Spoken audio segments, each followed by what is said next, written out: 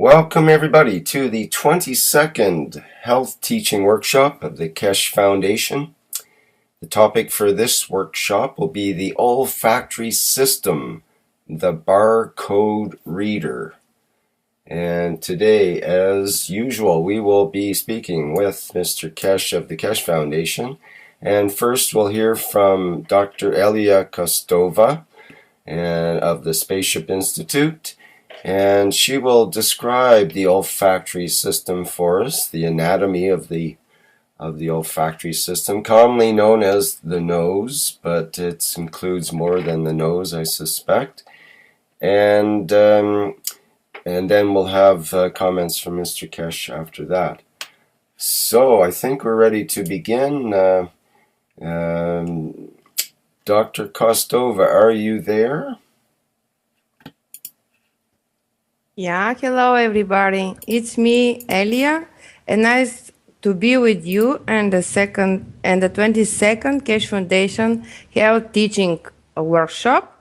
The subject today is olfactory system and the nose. So we go with the first slide. The first slide is a representation of embryology. In the part of embryo where start the formation of nose, this is the part of encephalon, how you see in the middle picture. The nose forms in duration of our development in embryo state during different weeks, because actually the nose have different parts and contain different tissue. Some part of the nose is represented from bones, cartilage, muscles, and also the mucosa, and a huge amount of the nose is represented from the nervous system. And how you see the formation of the nose in the middle picture is in the number 1. This is the beginning of the first central nervous system nerve, and this is the olfactory nerve. That is the part where starts to form the olfactory bulb. Actually, our nose represents the olfactory system, what starts with formation of olfactory bulb from encephalon. And the number 2, this is the eyes area, and how you see they start for so close place, the eyes, the ears, and the nose. In the middle of the head of the embryo, if you remember, this is the part of our emotional part of the brain, our thalamus. If you remember from the previous workshop, actually our eyes and the olfactory bulbs, they're extension directly from our brain, and especially the olfactory bulb from our limbic system. And the part of the limbic system is our thalamus. During the development in embryo, we get from the pharyngeal arch different part of our nose. And how you see on the pictures where it is looks like embryo, it is mentioned the place where starts different part of the nose. It is like nasal pit, it is medial part of the nose, it is the lateral part of the nose. And during the development, the left and the right side of the embryo, just they close in the middle and form our nose. How you're able to see on the right side of that slide, where we have representation of the embryo in different stages. And finally, we get the state of baby with left and right part of our face just close in the middle. Actually, the central line of our face is regarding the positioning of the left and right, because how you see, even in development during the embryology, we separate the embryo to the left and right, and in different weeks of our development, we start to get closer to the central line, left and right part of our body. And finally, the organs where they're situated during the central line, they start to be one. They close in the central line two parts, the left and right. That is the positioning of our nose, of our cavity of our mouth, and during the all the body, through the all the well of the body. Okay, then we go to the next slide. The next slide is a representation for you of our nose. Our nose is placed on the facial part of our head, and how I told you, have different tissue like a structure. We have a bone part, what is represented from our nasal bone, and on the tip and more flexible part of our nose is represent of different kind of cartilage. They have actually different direction and different flexibility. Inside of our nose, if we have a cross section of our head, we see that actually the cavity of nose is like a hole. And also around the nose, we have the cavity of different kind of sinuses. During the development after our delivery, our sinuses starts to open in different ages. Actually, from the beginning, we have opening of the like a hole. The sinus is like a ethmoidal and sphenoidal, and the frontal and maxillar sinuses, they are open after the age of 7 and 8.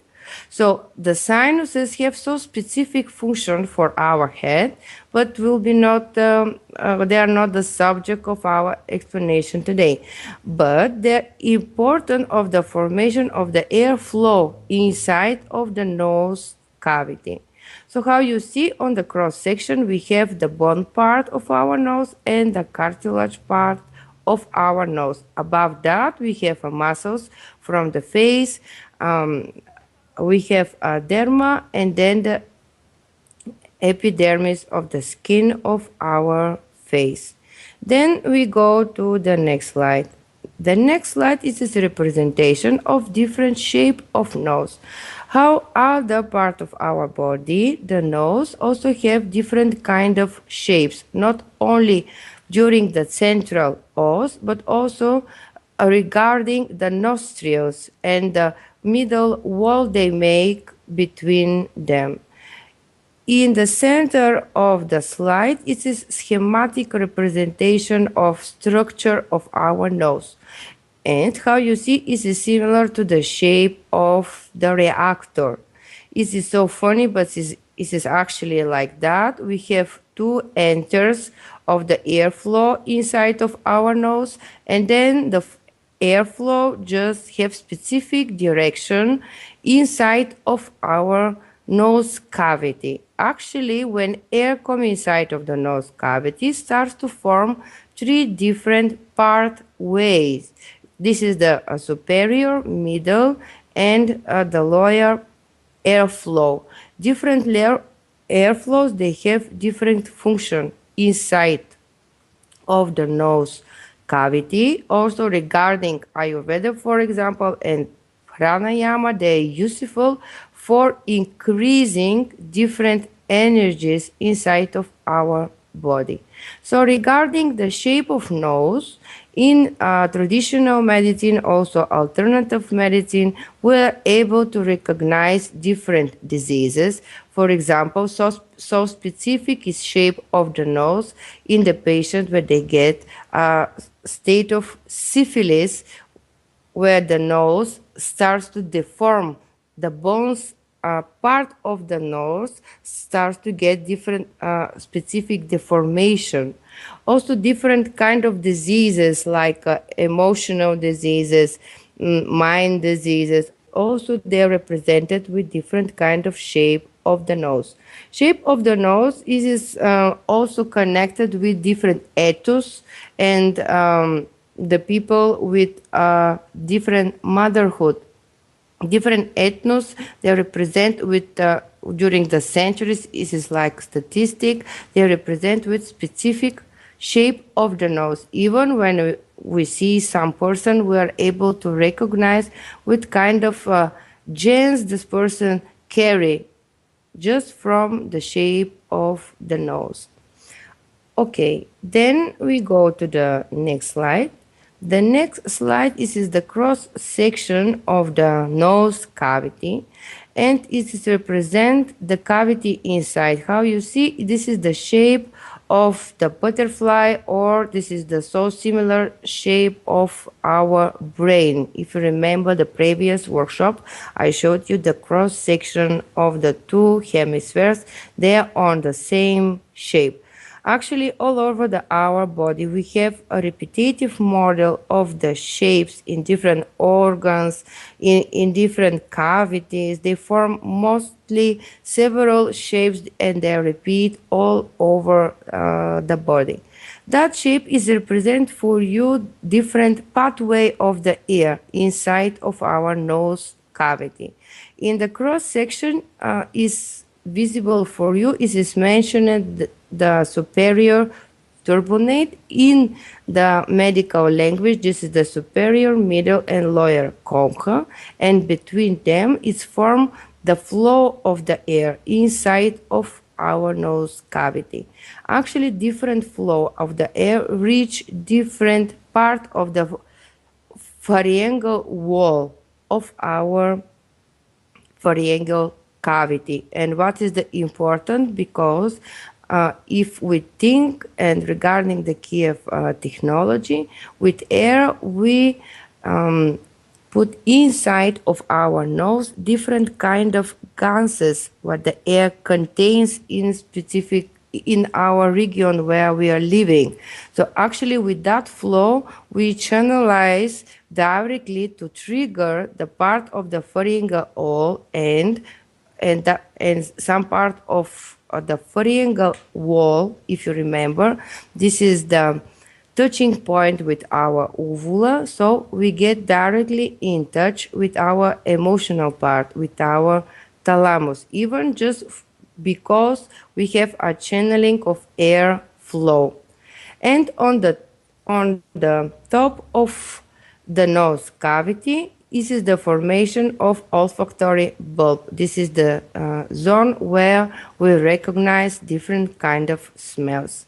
On the bottom of the slide is a representation for you the lacrimal glands. This is the glands where you produce your tears, but actually the gland is on the eye area, but all the ducts they go inside of your nose, and actually one part of the tears what you're not released through your eyes, they are released through your nose. So mostly our nose have a lot of functions. This is not only a breathing function, this is also how you see the collection and to take it out from our body, the tears. Also, this is regarding the smell, and during our explanation, you see some kind of gland function of our nose. Then we go to the next slide. The next slide is representation of the mucus inside of our nose. Actually, it is regarding of function. We have different kind of organization of the mucus in our nose. Different part of our nose have different kind of function. It is again regarding the channeling of air flow. But mostly the organization of the mucus is like epithelium part. Epithelium is represented from the ciliary hair cells. They have some kind of hair on the above, and this hair recognize different specific particles where they're contained inside of the ear.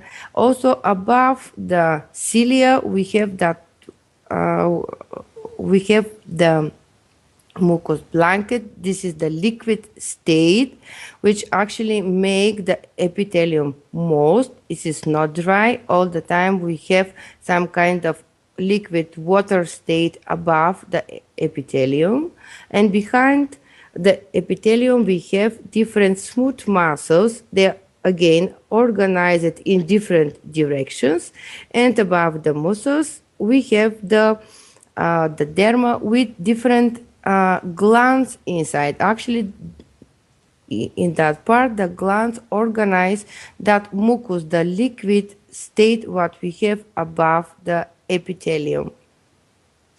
Okay, then we go to the next slide. The next slide is a representation of innervation of our nose. Mostly our nose is innervated from nervus facialis, and how you see, this is the main nerve from our face. And again, we have the cross pathway between the two hemispheres. And this innervation is mostly of the face part of our skull and also inside of the nose. This is not the nerve with who we are able to smell. This is the nerve regarding the other functions of our nose. This is like innervation of the muscles, of epithelium, of the secretion of the glands, but it is not regarding the smell function of our nose. Okay, the next slide. It is a representation of the more specific function of our nose. This is the smell, how we are able to recognize the smell and why actually we need to have that kind of function in our nose. If we look the evolution of different beings in our planet and how I represented you in the previous workshop, that from the beginning most of beings they have a horizontal shape regarding the surface of the planet. There was on the same level like a placement of the star formation. Then during the evolution, the human beings starts to be vertical being of that planet. So actually we change the zone where we are able to take the air. Actually, the air on the planet have different levels, and the containment on the gases and gases in different levels above the surface of the earth, they are so important for organization of the consciousness of different beings. So when we start to walk like a beings on that planet, so we needed the organ which was able to recognize different kind of smells. But actually, what is the smell? This is the combination of different molecules. And regarding the key of technology, this is combination of different gases, single or mixture gases. How we spoke before, the olfactorium bulb, this is the direct extension of our emotional part of the brain. This is our thalamus. And how you see, have a specific shape. This is directly placed above the cribriform plate. This is the part of the nose bone, and actually inside of the cribriform plate we have walls and holes. Inside of that holes we have extension from the olfactory bulb. That extension, this is the actually axons of the cells inside the olfactory bulb. They go inside of the mucosa and form different kind of cells. What? They are placed inside the olfactory epithelium. Actually, the mucosa epithelium on that part, which is related with the smell function, is a different organization than the other mucosa inside of the nose. We have again the mucus part, the liquid part, where actually all the molecules of odorants, they are dissolved inside of that liquid state. And how you know, it is more easy to accept different molecules when they are dissolved inside of the liquid state of how we say water, but actually that is the mixture. This is not only water molecule, but all the odorants, all the gases, what we have inside of the air. Then that odorant molecules, or how we call regarding the Kiev technology gas, they start to trigger the, how you see the cell, they have some kind of arms, fingers, and we call dendrites. They start to trigger that receptor, and inside of the olfactory epithelium, nervous cells starts to organize the nervous impulse. Interesting is, so the different cells, they are specific to accept different kind of gases. Actually, we have 100 million different acceptor cells where they are able to accept specific molecules. They are not acceptors for the all odorants molecules. They specify in fields to accept the specific molecules. And when they accept the signal from the odorant, they generate the specific nervous impulse and then transcend that nervous impulse to the olfactory bulb. Inside that olfactory bulb start the formation of glomeruli.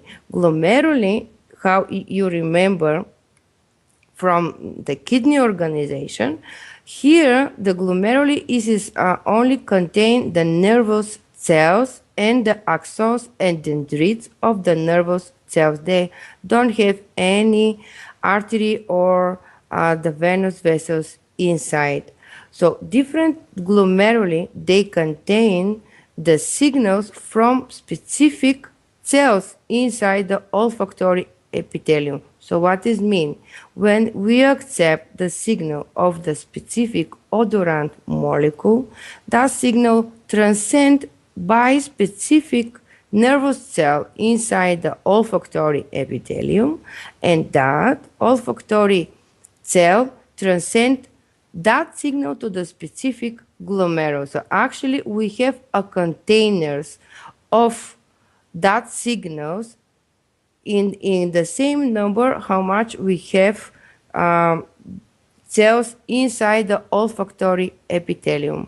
If we have the cell to accept the ammonium odorant, so we have the glomerule who accept only ammonium-shaped odorant. After the collection of the nervous impulse inside of the glomeruli, we have we retranscend the nervous signal to the mitral cells, and then they collect all the signals inside the olfactory bulb and retranscend through the olfactory tract to the frontal part of our brain. Actually, we have so cascade organization inside of our olfactory system, and everything is so particularly organized in folders.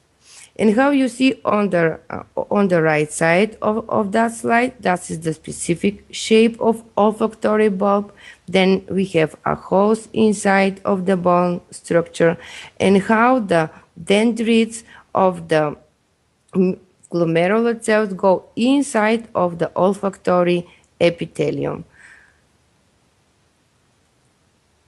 On the left side, on the bottom, this is more schematic view of that process. Actually, the olfactory sensory cells, they form some kind of net on the level of the epithelium.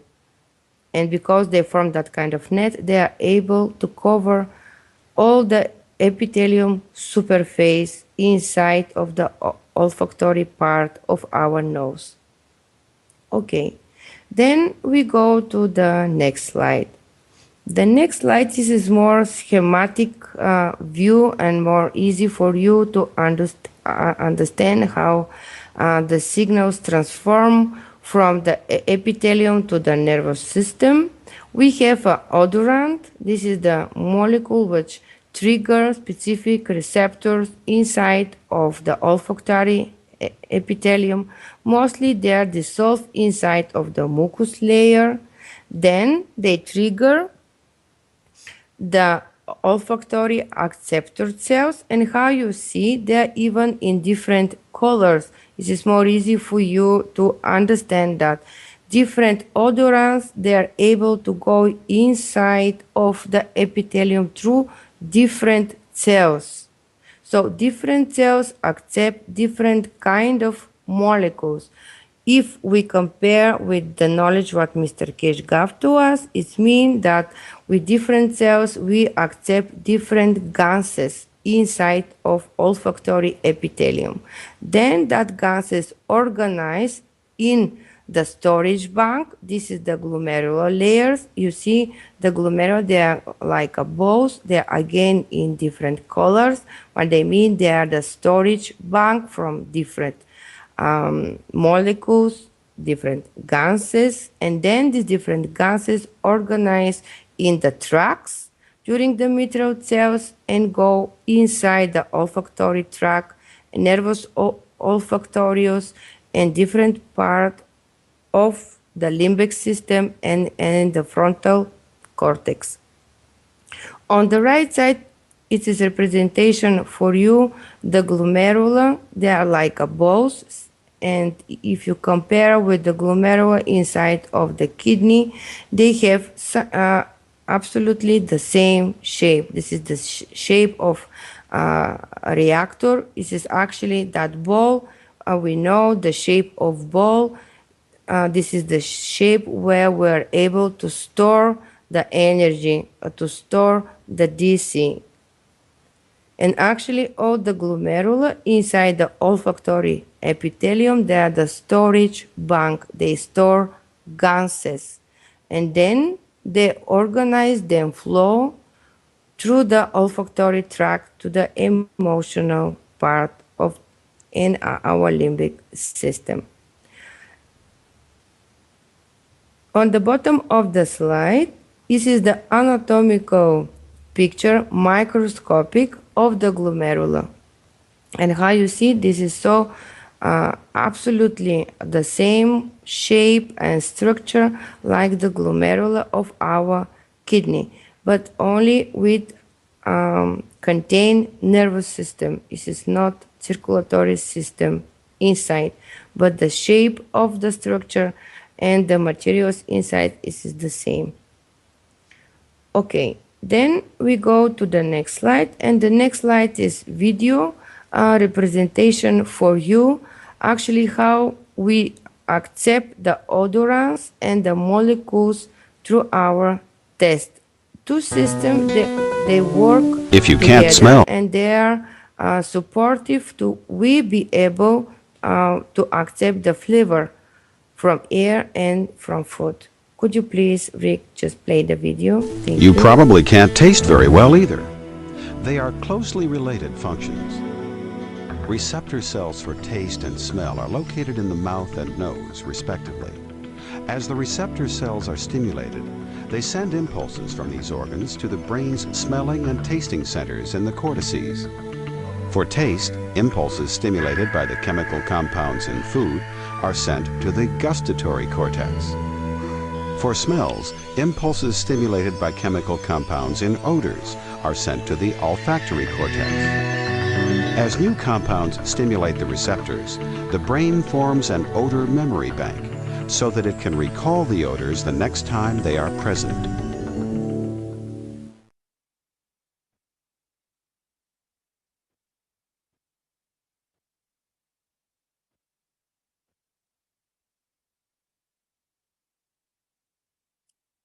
Okay, that's the video. Thank you. We'll go to the next slide, I guess.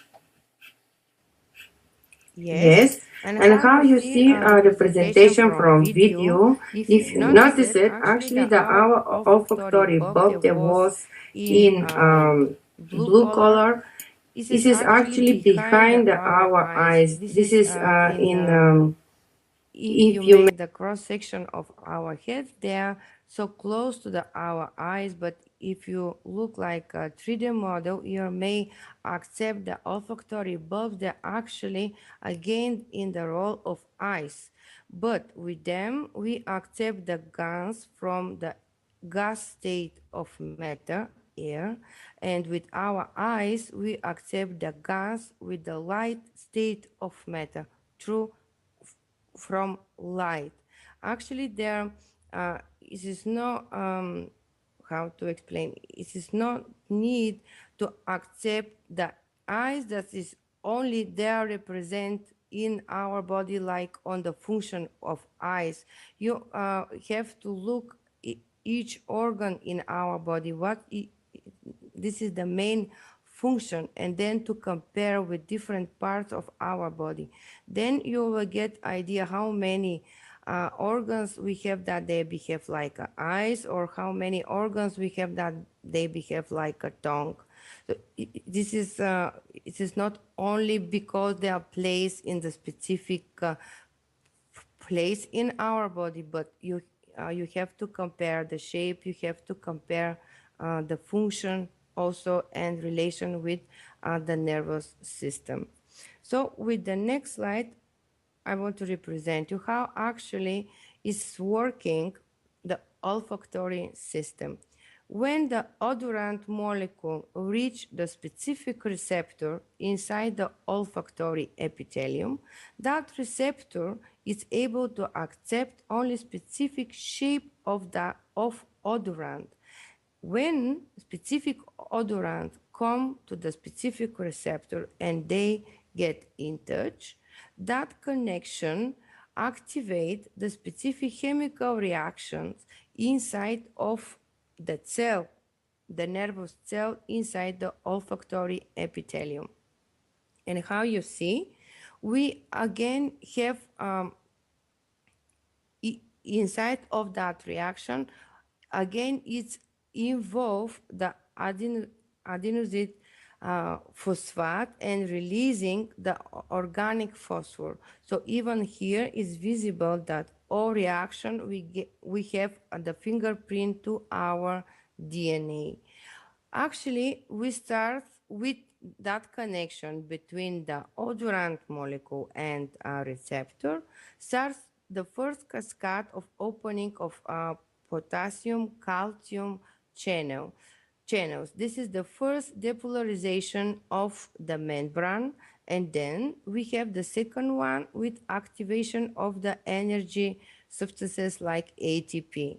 After that activation, then the calcium channels, they start to activate the chlorine channels, and because of that, the potassium and the sodium, they start to exchange between them. Actually, how you see all the time, we have the pumping mechanism between the potassium and sodium, calcium, and chlorine, with activation from the ATP and releasing the organic phosphor, what is the fingerprint to our DNA, how Mr. Cash said. Okay, then we go to the next slide. The next slide is a more schematic view of the olfactory system. So it is placed in different shape, the odorant molecules, how they are and regarding that, the different shape of the receptors, so only the specific shape of molecule are able to interact of the specific receptors. Then they trigger the olfactory receptor nervous cells inside of the epithelium. All the nervous system collect inside of the glomerula, and through the mitral cells, they form the olfactory tract, and olfactory tract goes to the neocortex. And how you see on the right side, actually, this is some kind of mapping inside of olfactory epithelium, and after that, the mapping of olfactory bulb. If you consider different colors, like different gases. So we have places, gas mapping places inside of the olfactory epithelium and the same in olfactory bulb. So actually different gases, they are able to trigger specific places inside of olfactory bulb, and that place of olfactory bulb is in connection with different parts of neocortex. And how you see, epithelium is separated of the zone 1, 2, 3, 4 on the same way is this olfactory bulb, and from that zones different signals go to different part of neocortex. So it means from air we accept different gases where they even from the beginning, from the peripheria, from epithelium, there start to have channels and folders where they're supposed to reach our brain. Okay, then we go to the next slide. The next slide is the microscopic and laser view of different part of the olfactory epithelium receptors, how they looks like, and how you see different gases reach the olfactory bulb during different time. They are not reached in one go, the olfactory bulb. They have a path time, how much time they need to reach the brain. And because of that, again, regarding the time, we have a gapping, making a gapping and a mapping of our brain. And how you see on the bottom, this is actually cross section, microscopic cross section of the brain of a rat, but with different colors, they make a map of the olfactory bulb. And actually, because our nervous system is so close to that of the rat, our mapping inside of the olfactory bulb is the same. And how you see, this is the storage place with different molecules. And how we consider this is the storage place of different gases inside the olfactory bulb. And actually this is form some kind of barcode. So when we breathe, the part of the air which reach the portion of olfactory epithelium starts to be decoded from the ciliate cells, and then after the decoding, different gases, different signals starts to follow different channels, and through different channels reach different part of olfactory bulb for different time, and then part the similar part of neocortex. Okay. Then we go to the next slide. The next slide is again a representation of mapping, where this is the storage place with different molecules. And how you see, this is exactly looks like a barcode. And actually with our olfactory organs, we are able just to read what kind of gases, what kind of molecules have inside of the part of air what we breathe inside of our nose. On the right side, you see even the mapping where we are able to store the smell of a meal or banana. They are stored in specific places in our olfactory bulb, and they ever stored there. They never change the place because they are with connection with that specific part with our brain. Okay, then we go to the next slide. The next slide is a representation of that. If you remember, I told you that receptors have specific shapes, and they're able to connect with specific shapes of molecules. Actually, the shape of the receptors, they're in the shape of the diamond 3D structure. And mostly the molecules that when they produce smell, they are rich of benzoic rings, one or several. And when the benzoic rings they are organized in the 3D models, they reach different kind of diamond structures. And because of that, if you remember, Mr. Kesh explained to you that the smell actually have a diamond structure. And when you see on the right side of that slide, the benzoic ring, actually the arms, this is the hydrogen, and how the hydrogen organize around the benzoic ring. To the next slide, you'll be see what is the importance of that. Okay, that slide is again a representation of the receptors, how they attract and connect with odorant, and how you see the 3D model of the odorant. They have different kind of shapes, but all the time in space they organize in diamond structure. How because of them connection starts to the chemical reaction, and actually all the benzoic rings, they are organization of the carbon number of carbon atoms inside of the benzoic ring. And how you see on the bottom of that slide, different number of the carbon atoms, they have different shapes. Also, have a really interesting investigation how you are able to have the same shape, for example, the diamond structure, but if you change the hydrogen atoms from hydrogen to deuterium, smell starts to be completely different.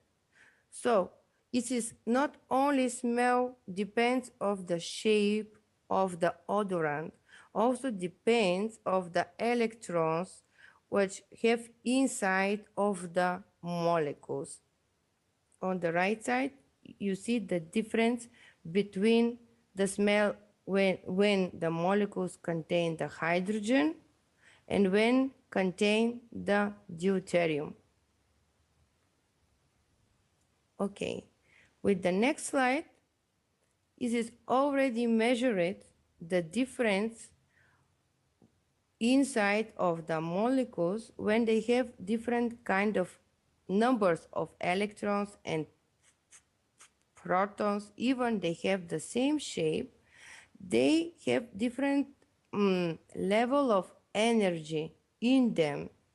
And how you see on the bottom of the slide, we have the same shape, but we have the rich with electrons or the poor of electrons molecules. And regarding that, they store different amount of energy inside of them. Okay, and regarding that, when we accept the GANs, so we accept the GANs regarding the shape, but how you see, we accept the GANs also regarding the amount of energy which is carried in. And then all that flow with the molecules, impulses, gases, this is depends of the level of the speaking what we have, they start to go inside of the nerve paths, and you see on the left side they are also in different colors because there are paths from specific molecules, from the specific impulse for the specific gas materials, and then because of that we have finally a mapping of our brain.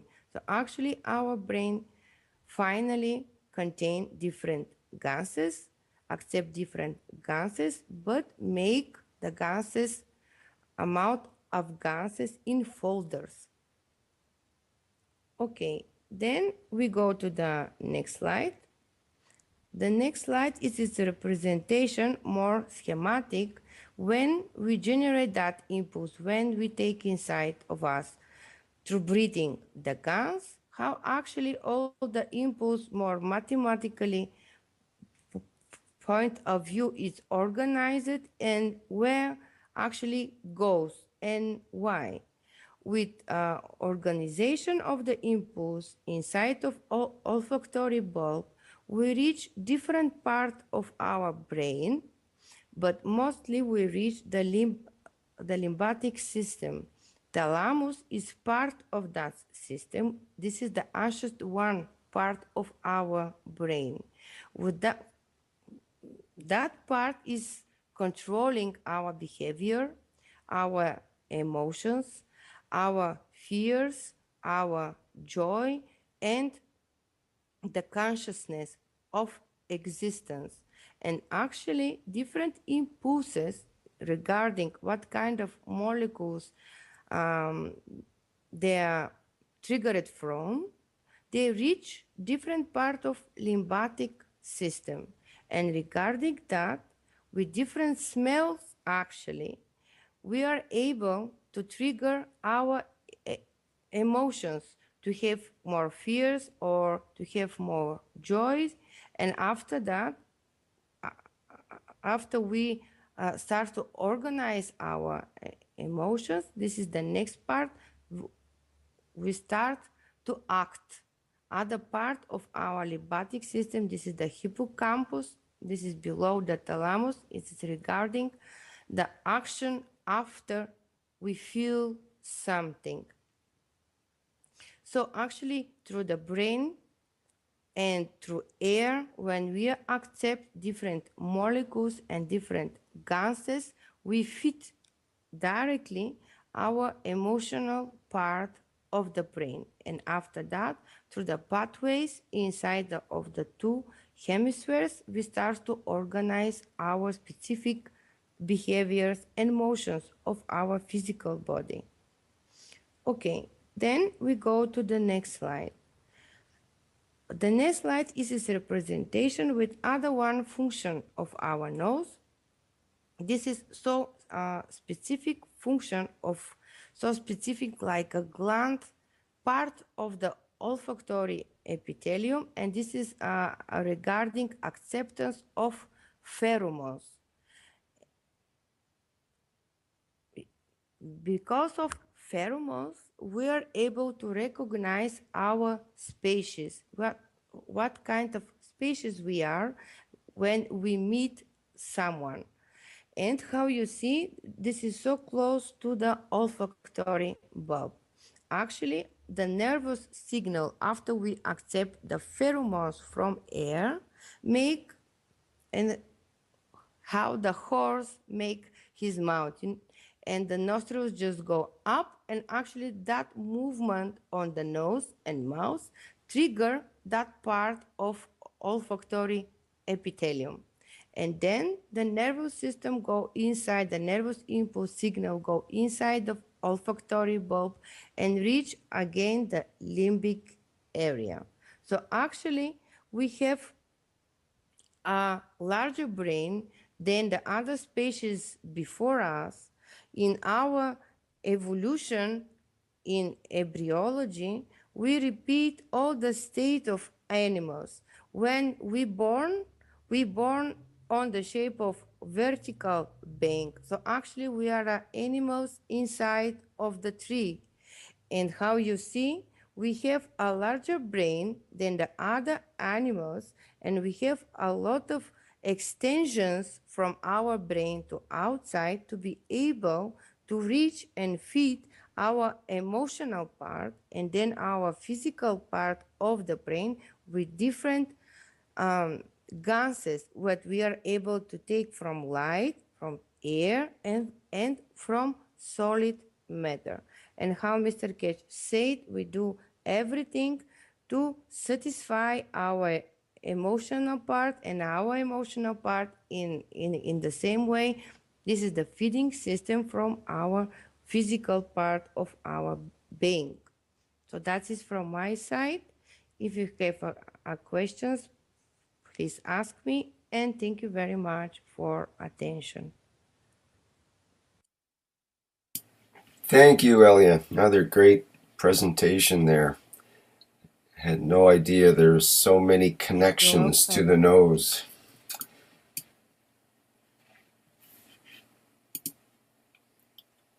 Okay, do we have any questions?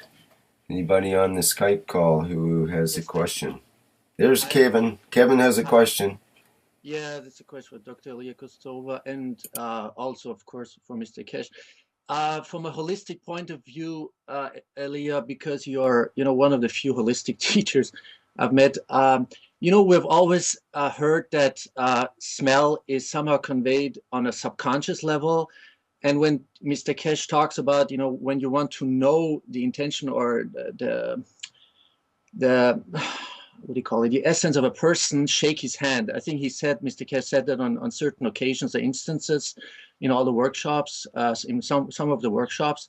And now I want to do an analogy to the smelling. Now, if you are near a person, I guess you most probably do smell on a very subconscious level. What kind of effect does that have on the behavior or on the knowing the information and the emotional part of the brain? Is there some kind of connection? Do you understand what I'm trying to Yeah, I get at? understand you very well. Yeah, Thank you. every bank have a specific smell. Actually, through our skin, we have a pores and we have a sweat. And our sweat have inside the aromatic molecule, benzoic rings. And our sweat actually have a smell odor. And all the odors, they are dissolved inside of the air. And when you just meet some person and you are close to some person, you are able to smell him. Also, regarding the venor organ, what we call the pheromonic organ, you just smell the pheromones, they go through the skin, because all of us, we have a secretion of the pheromones of our limbic system, but they go out of us to our sweat. And actually, you smell the pheromones first, and the second, you smell the molecules what that person just take it out from the body through skin. And if regarding that smell is good for you, is matched to you, you trigger that point of your brain that is make you satisfied, happy, joyful. If it's not, trigger the other part of your brain where actually the amygdala, and this is the part where contain all your fears. And when someone is angry or violent, adrenal glands starts to produce a huge amount of adrenaline. And adrenaline, this is the hormone of stress, but also go through your sweat and skin, so you are able to smell it. And all the animals, they are able to smell the adrenaline in other animals. So, and because of that, they take some kind of position for defense or to attack or whatever. So actually the smell even have a large Japanese investigation about the brain, and then discovered that the olfactory part of the brain is the previous one, which is the more important than other part of the brain for everything. And even if you're not able to see and to test, and so olfactory part is working, because this is the direct extension of your limbic system. And the limbic system, this is the premature one, this is the first one part, which contain the most survival function inside. So because of that, this is the how to say, outside a receptor for that system. And actually through smell, you are able to recognize the behavior of someone, to recognize the emotional state, energy state. Actually, in our century, we are lost more or less that ability. But if you look the animals, they are so good for that. Or if you have the training in Chinese medicine or even in Tibetan medicine, this is the one of the most important tests of the therapist to patient to test the smell through smelling. So if you are trained enough, it's a so useful part to use, you know? Thank you. It was very enlightening. Can I ask you one more question? Is there a way to enhance or improve this function, this capability that we once obviously had in a better with a better function? Yeah, with pranayama, this is the breathing techniques in yoga. There are a lot of it is regarding which one part you want to increase or develop or whatever. The pranayama, this is the one of the method of that breathing techniques Oh, in yoga I Ayurveda. okay. I just Yeah, saw the from Iyengar light on pranayama. Is that something like you're talking about? I haven't yeah, read it yet. Yeah. pranayama. Yeah, pranayama. This is the breathing techniques. Okay. Thank you very much. Yeah, welcome.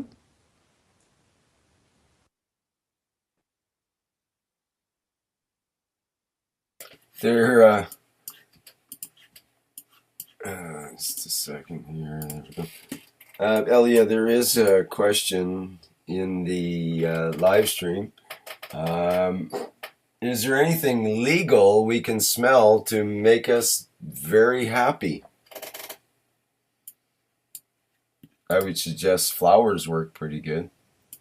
Yeah, but this is individual because for someone the smell of coffee is delicious. For someone this is disgusting. Everyone's supposed to find out what kind of gases make him happy.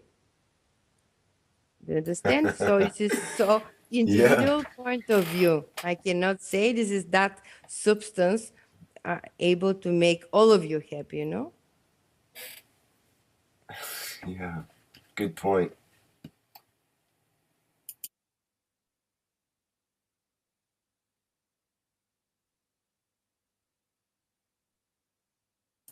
Is there any other questions for Elia, or shall we move on to Mr. Kesh? So one question just came up. Any good cure for blocked sinuses? Again, that might go back to what you just said about the... This is regarding which one sinuses, because we have a huge amount of them. And they have so many cures, and actually the sinuses, they are blocked because of inflammation inside of the mucosa, but have different explanations of that. Have the holistic explanation and have the traditional medical explanation. So this is like some kind of different subject, you know, and actually it is so large because all the sinuses, they make equilibrium between the atmospheric pressure and the pressure inside of our head. And because of that, we get different diseases in them, you know. This is like so huge information I supposed to explain to get the answer of that question. It is not simple, you know.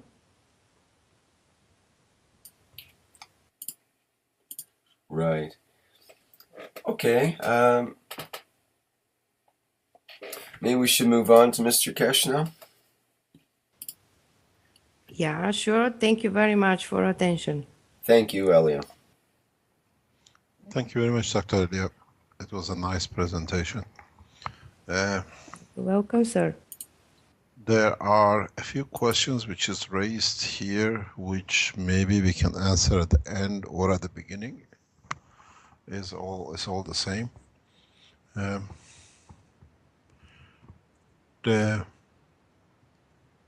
In a simple way, that we look at the structure or the work of the nose is, in a way, we look at the mouth for the supply of energy. And as I always say, when you speak about energy, is plasmatic, magnetic, gravitational. The mouth is the supplier of energy to the physical part through the stomach. The nose, the function of nose is exactly the same, but it's the supply of energy to the emotional part of the body. So both the nose and the mouth are feeding channels. One to the emotion and one to the physicality.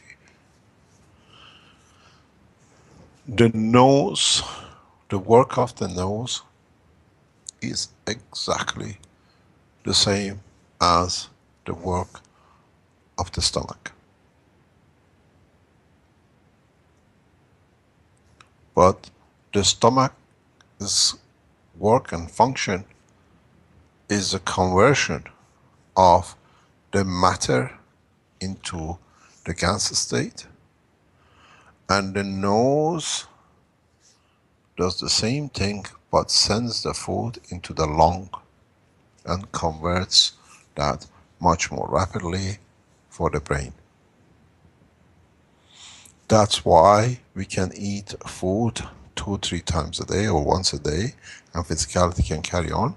But we need to breathe so rapidly because the operation of the brain uses so much energy that it continuously demands energy.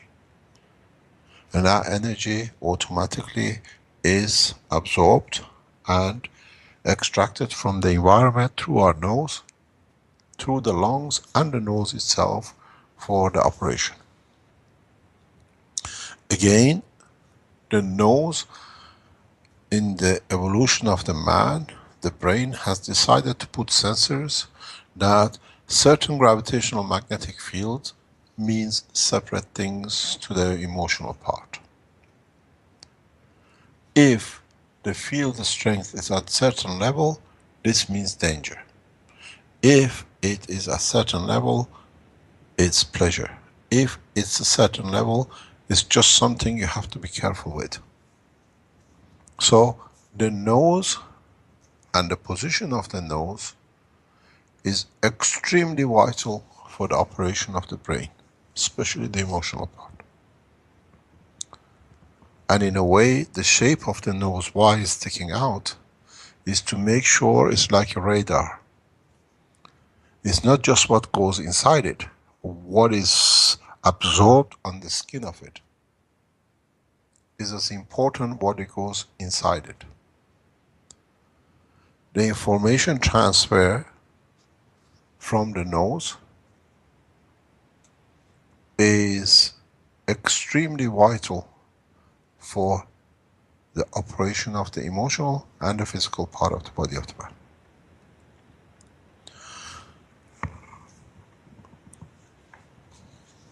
The food of the brain comes through the nose. But in so many ways, which Dr. Elia did not refer to, is that in your cores you have a feeding line and then you feed into a core. The nose has its own core. It's highly compact, extremely efficient,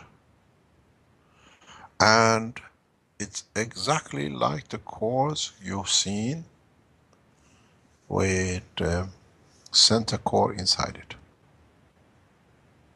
Last week we explained about the tongue being in the core of the mouth and the center core being the tongue.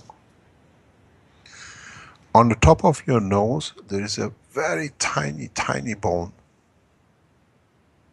which behaves and creates a specific field in the cavity which is exactly like a core and sits right between your two eyes, just above the sinuses or just between the sinuses. This core, this center core, behaves exactly as if you could go back to the work of the black core when we're using the gas reactors, which had no connection, it was loose, it could go any direction. Or the same as the spherical uranium reactor, the white one we saw last week, where the center core is not attached to the outer core, but its motion absorbs and rejects fields as it likes. So it vibrates inside. And we used to use these cores for absorbing or shock absorbing the fields from the star formation. If you go back to the workshops, the very early workshops, when we speak about these black cores or the Iranian small cores, they have a loose core inside. So what happens in the bone, which is in the center of this core in the about top of the nose or in front of your forehead, the vibration of this bone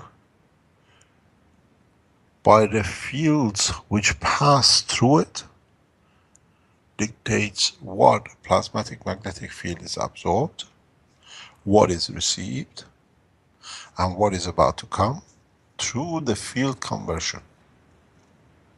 If you remember, we explained in the last teaching and in other teachings of the health section, the minute the food enters the back of the throat, enters a magnetic gravitational field environment, and it does not behave as matter anymore. Very much like the water in your cores, when you put it with GANs, even this water, it behaves like a GANs. Because it's made of atoms. Atoms are made of a magnetic field, gravitational fields of the electrons and protons and neutrons. The same thing happens in this cavity in the bone. So, as the air passes through the front of the nose, enters a plasmatic magnetic field environment, which is covered by your skin and the muscle or tissues on top of the bone, and then as it enters a bone structure. And this is very much fixed. So it has a constant, perfect field strength from the environment around it, and this bone in the middle,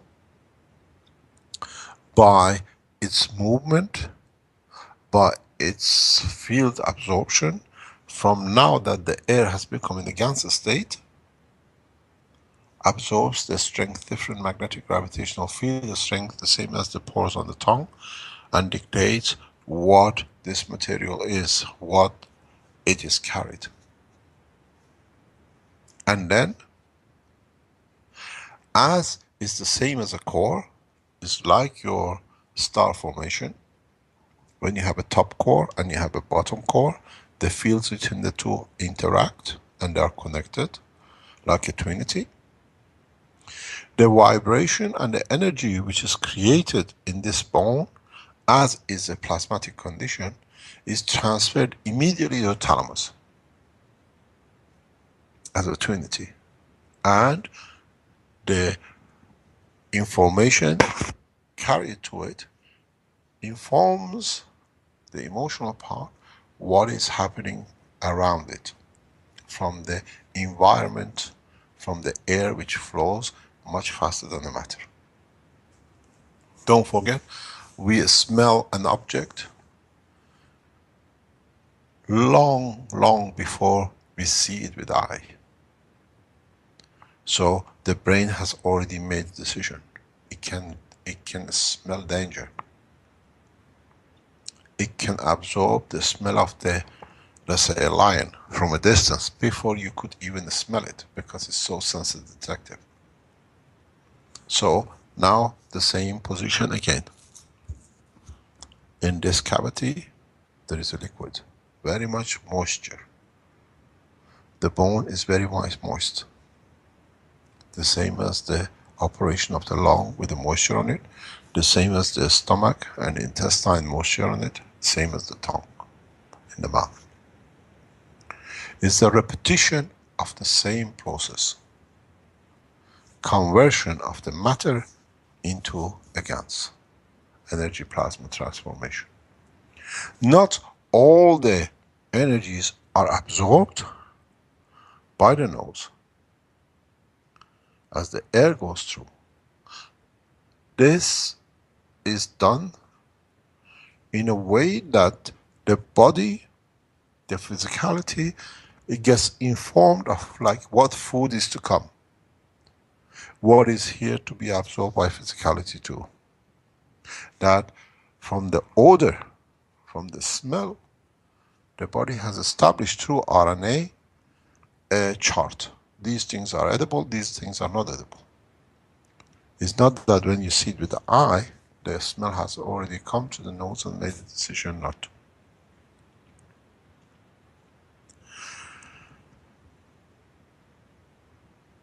In fact, in a lot of cases, when it's head-on collision accident, if this part right in front of the nose, on top of your forehead between the eyes, hit the front screen, or if you get punched or have an accident that this spot where this bone is positioned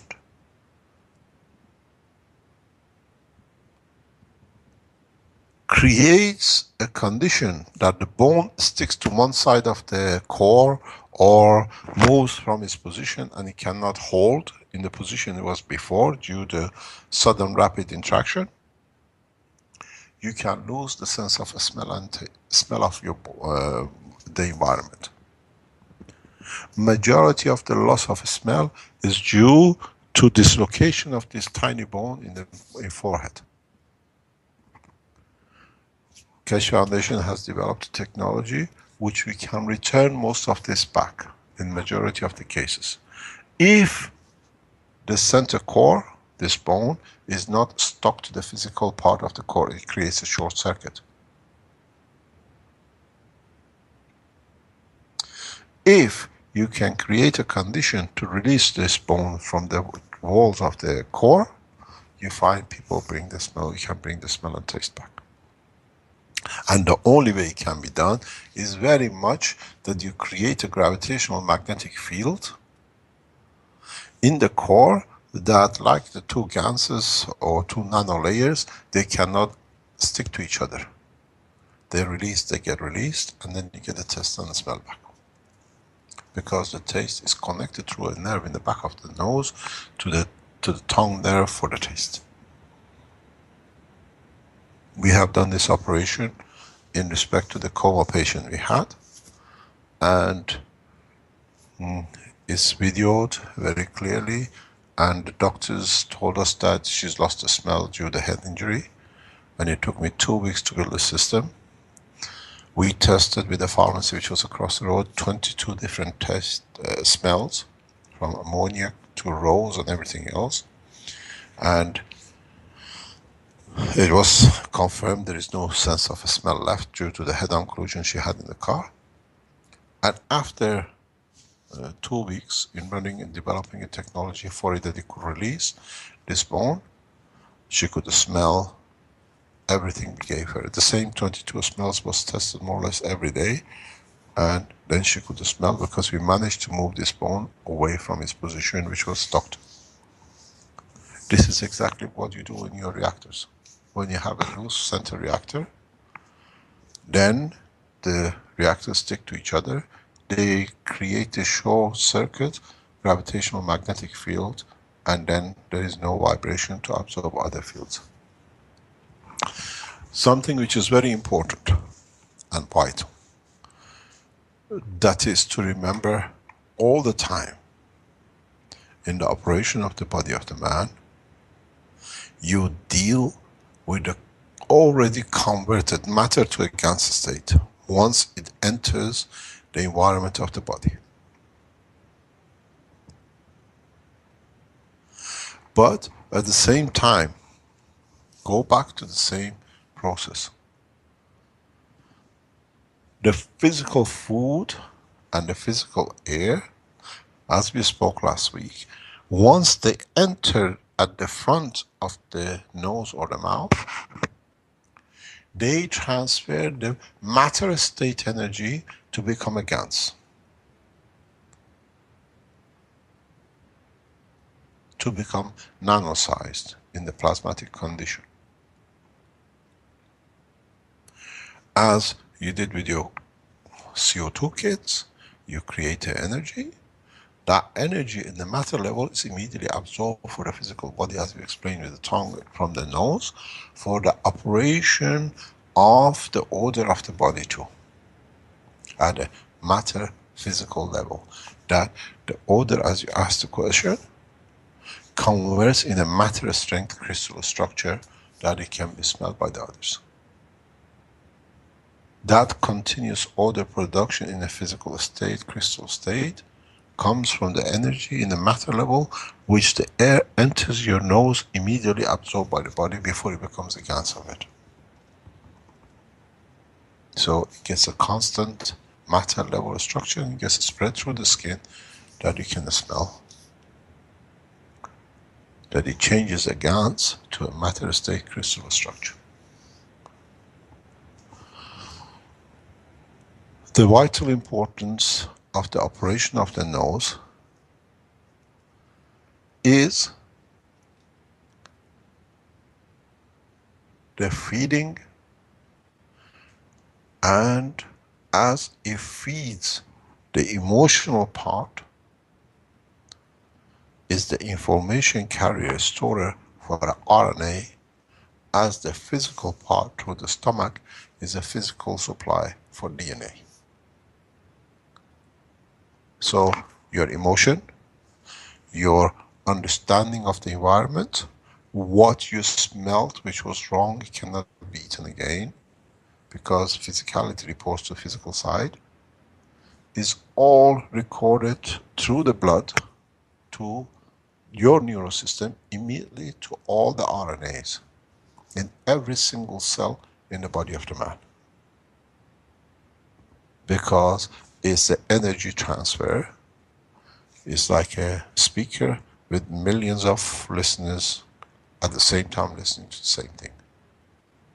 So the energy absorbed through the nose to the detection and the conversion to information is like a loudspeaker, is transferred to your RNA through the blood, through the nose. And this is where RNA receives its energy continuously, through a blood circulation, through the emotional part. And it gets updated continuously.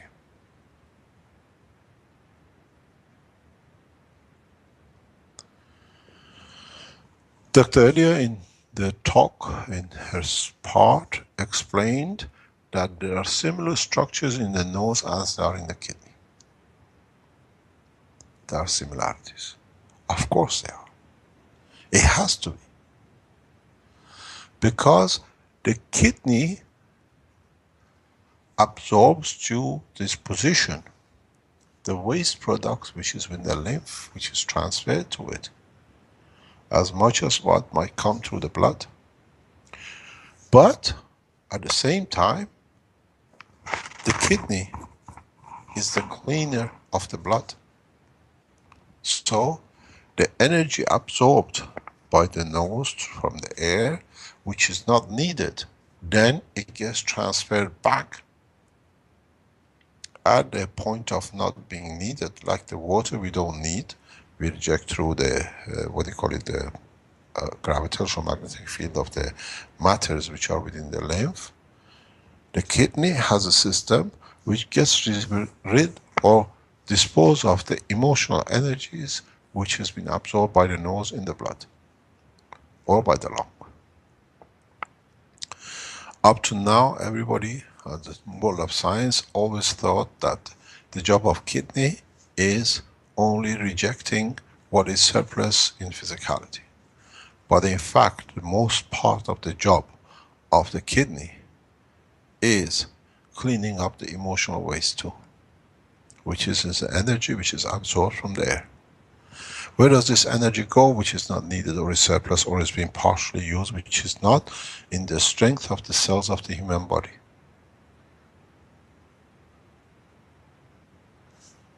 As much as the kidney dispose of liquid, as we think in the matter level, it disposes of the energy of the air which the man breathes, which is not usable. That's why you see similarity. The same way as you absorb, the same way you repel and reject. That's why in the animal kingdom, the smell, if there is a urine left, because it carries the emotion, which is being rejected by the body, which is not at the level or the level they can smell. It's not so much odor. They know, they understand through that what is the condition. If the animal is sick, pardon is good or bad. So this is part of the whole structure that the emotional part of the brain, which is a thalamus, has created for itself what it needs, then it has made the system for it to get rid of it. Otherwise your blood will be full of wasted energy. So it disposes emotional energy through the same. In so many ways, I was explaining this to the knowledge seekers past few days, or a couple of weeks ago. One of the first things when people get arrested and cornered by the police, they can tell you when they arrest them, like thieves which they hide somewhere and they find them, is that they let urine pass and they wet themselves. Because it's the relief of the emotion that there is no fear, there is no danger. Because up to now being caught is dangerous. If something's going to go and happen wrong. And when you're captured, you let go. That's why a lot of time people wet themselves. Not because of anything else, but the amount of the energy which is blocked in the blood system, which goes through the kidneys, and then it gets released in one go, because the emotion is there. That's how you get rid of emotional energy, through urine, because it's the only way the blood system can release it. So the nose is not just a system of getting air in, but in fact controls everything to do with the human's life on the emotional side.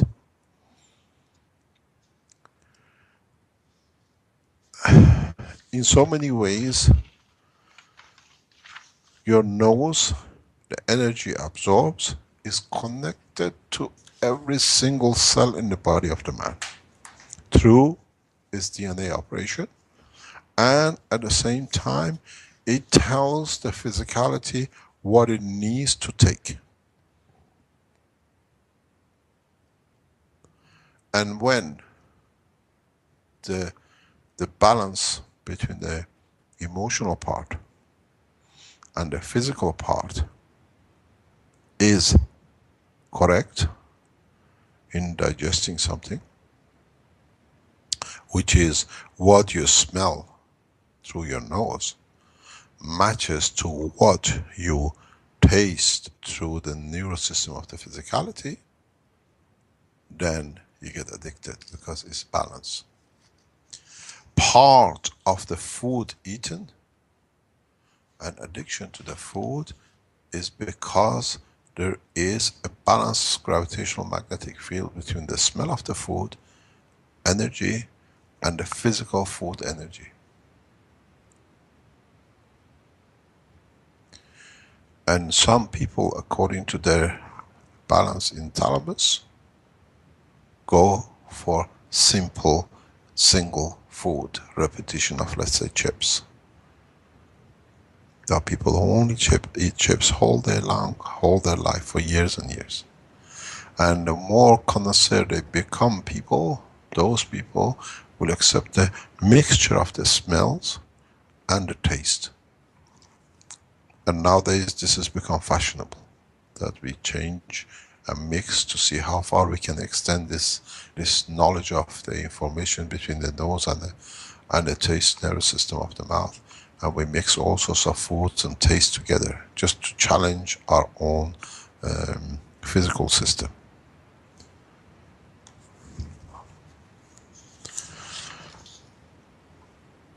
In so many ways, the structure of the air we breathe in is a composite air. Not all the oxygens are of the same strength, as we explained. Oxygens released by a plant, by a tree, by a bush is different. It's composite. And that composite oxygen, when it's entered the body of the man, creates different field strength.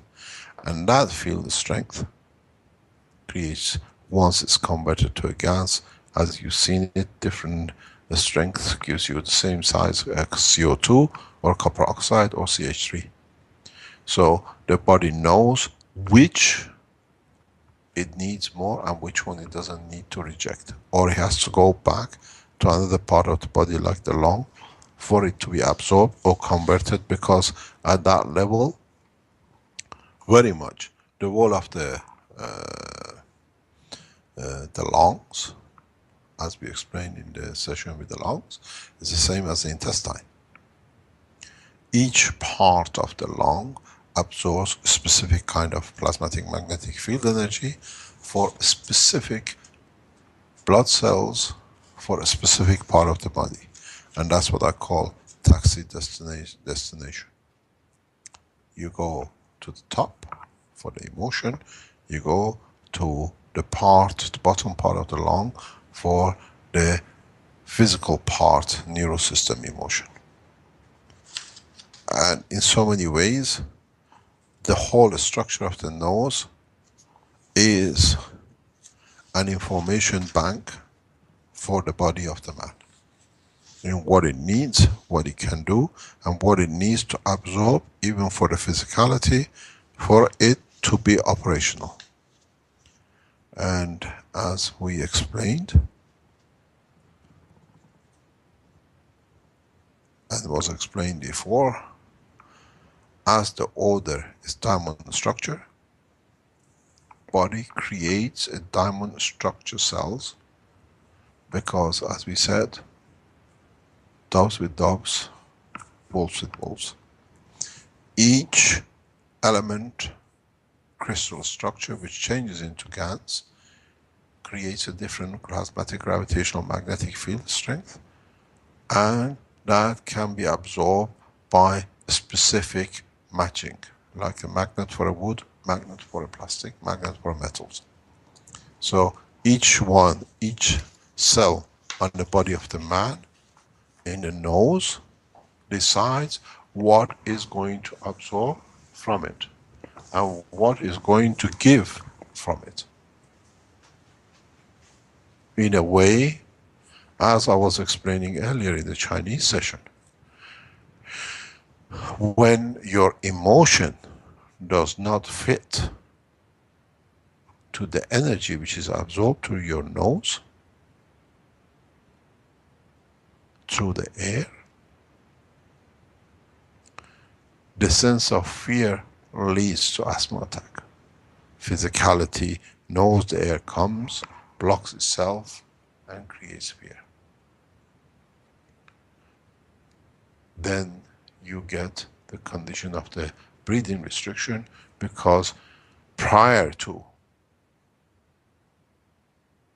energy being absorbed by the lung, the nose has already informed the physicality don't match. So the physical part of the lung shuts itself down. Then we call it asthma attacks.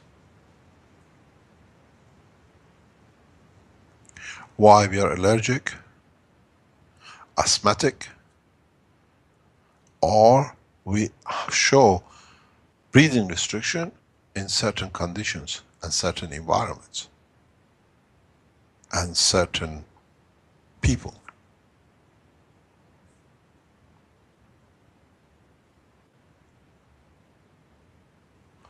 Because we absorb energy, which to us, the emotional part of our breathing, the nose,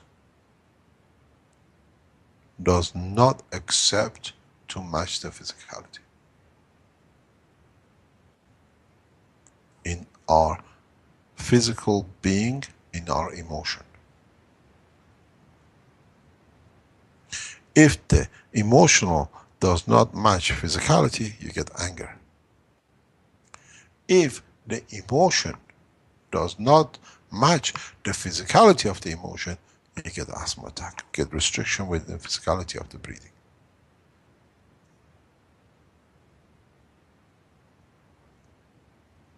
This could be odor of the grass. This could be the odor of person, or could be anything. But at the same time, when this condition happens, in the childhood stage, at the time when the brain is getting developed in the emotional and physical side, teaches something very wrong to the body of the man. Creating such a condition brings me attention. And the attention seeking changes the gravitational magnetic field strength in the center bone on top of the nose.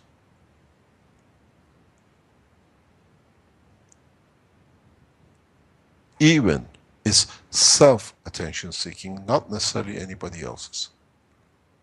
Because I need more attention on my physical part, which I'm not getting. Goes back to the teaching of the Christ, bless his name. He says, thou shalt not steal. The biggest thief of the man is the man himself in respect to his physicality and emotion and soul.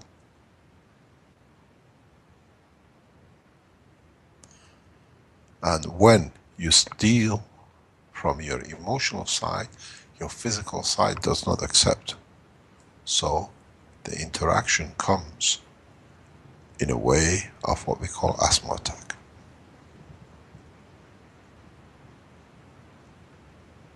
Because the condition of the energy absorbed is changed through the emotional side, through the blood circulation.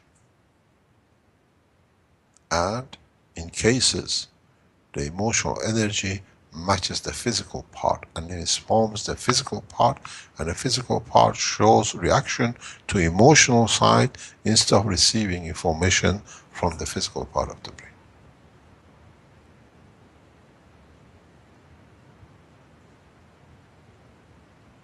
This is what we spoke about, the problem with the seeds, genetically modified seeds, if you remember in the digestion section. When the modified gene is very close to the, in a way of the emotional side, you get different kind of digestion problem, as we explained before. The same thing happens when it happens in the lung of the man.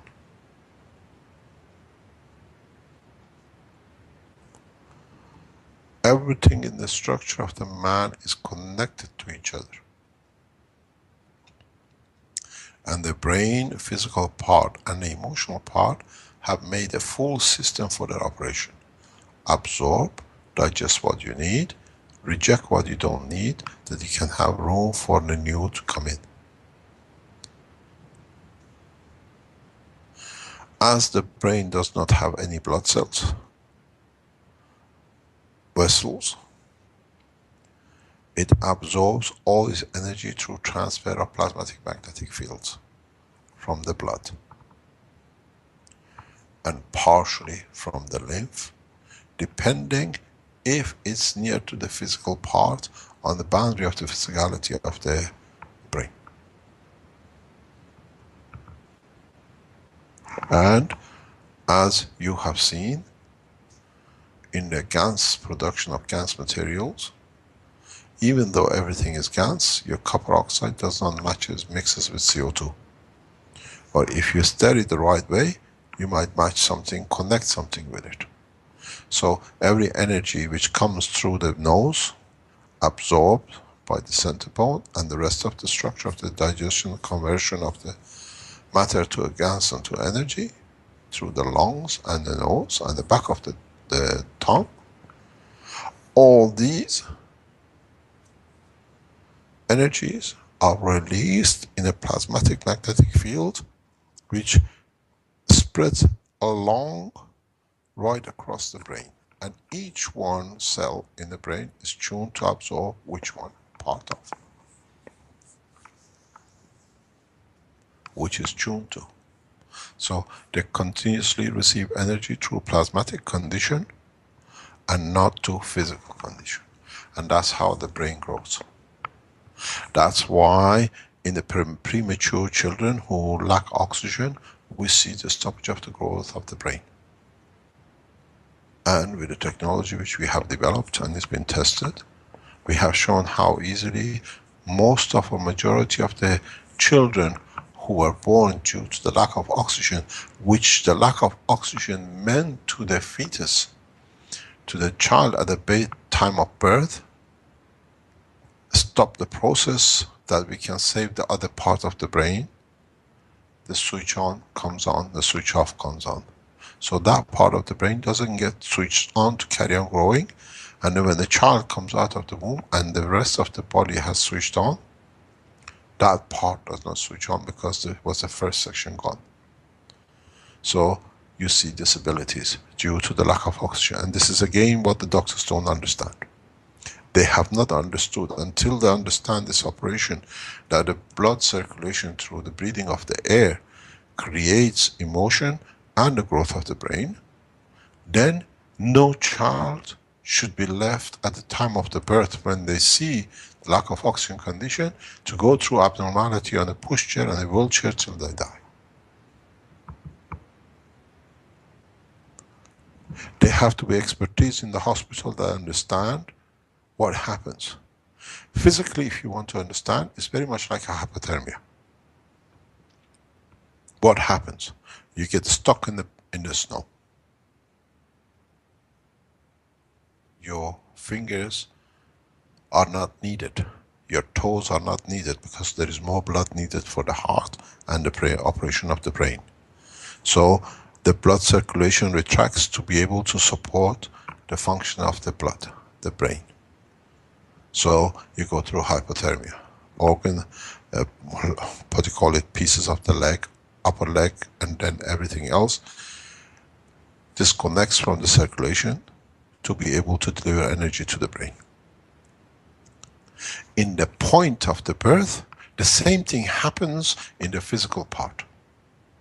Fear of not being able to go through the birth, brain switches off certain parts to guarantee the existence of the rest, exactly like hypothermia. And the physicians of today have not understood this.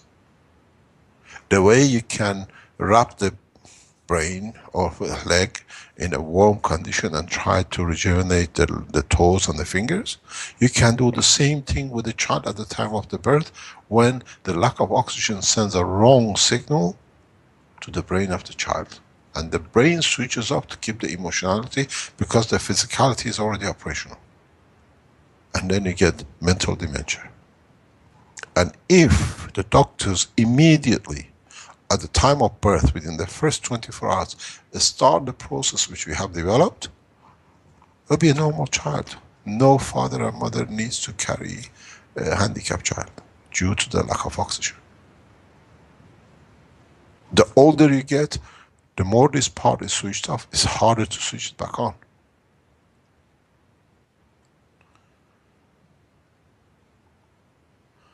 This goes back again to the information which, due to the time of the birth, is left to the responsibility of the nose to carry the information that the air goes through.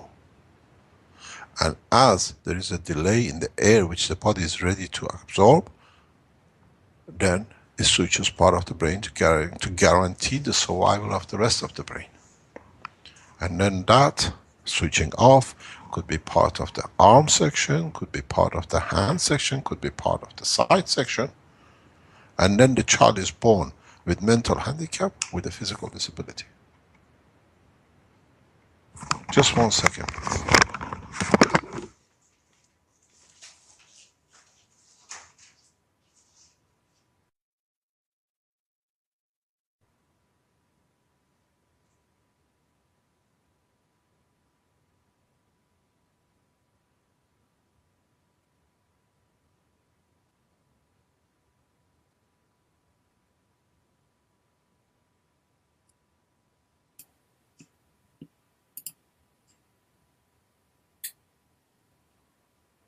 Just having a brief break here while Mr. Kesh does some rearranging at his end. Any comments from the Skype call at this point?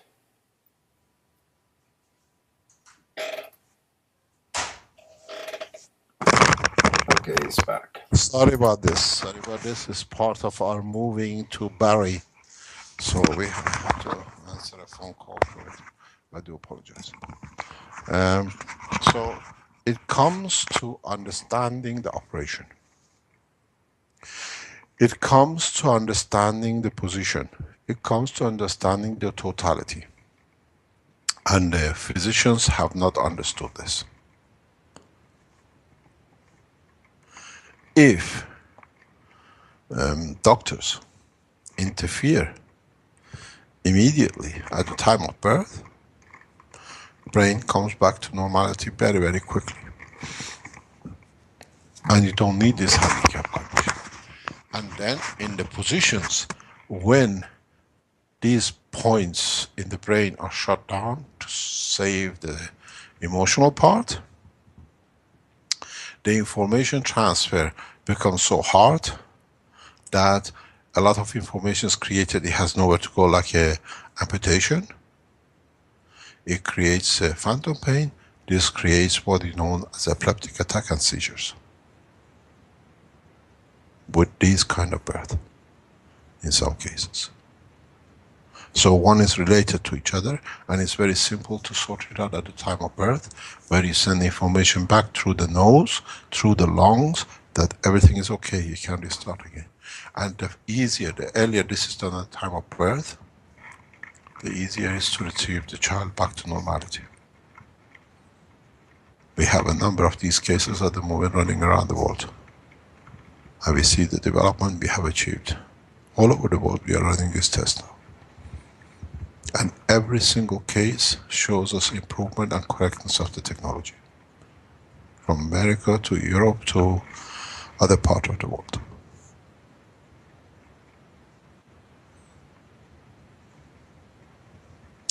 Any questions?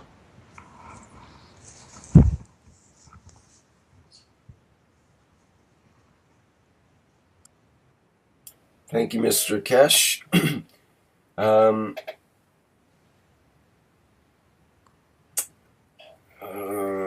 Is there any questions from, sorry? I need Dr. Elliot to take over for about 10 minutes and I'll be back because it's important that I do something. Okay? Thank you. Dr. Elliot, take over. Have we lost Dr. Elliot?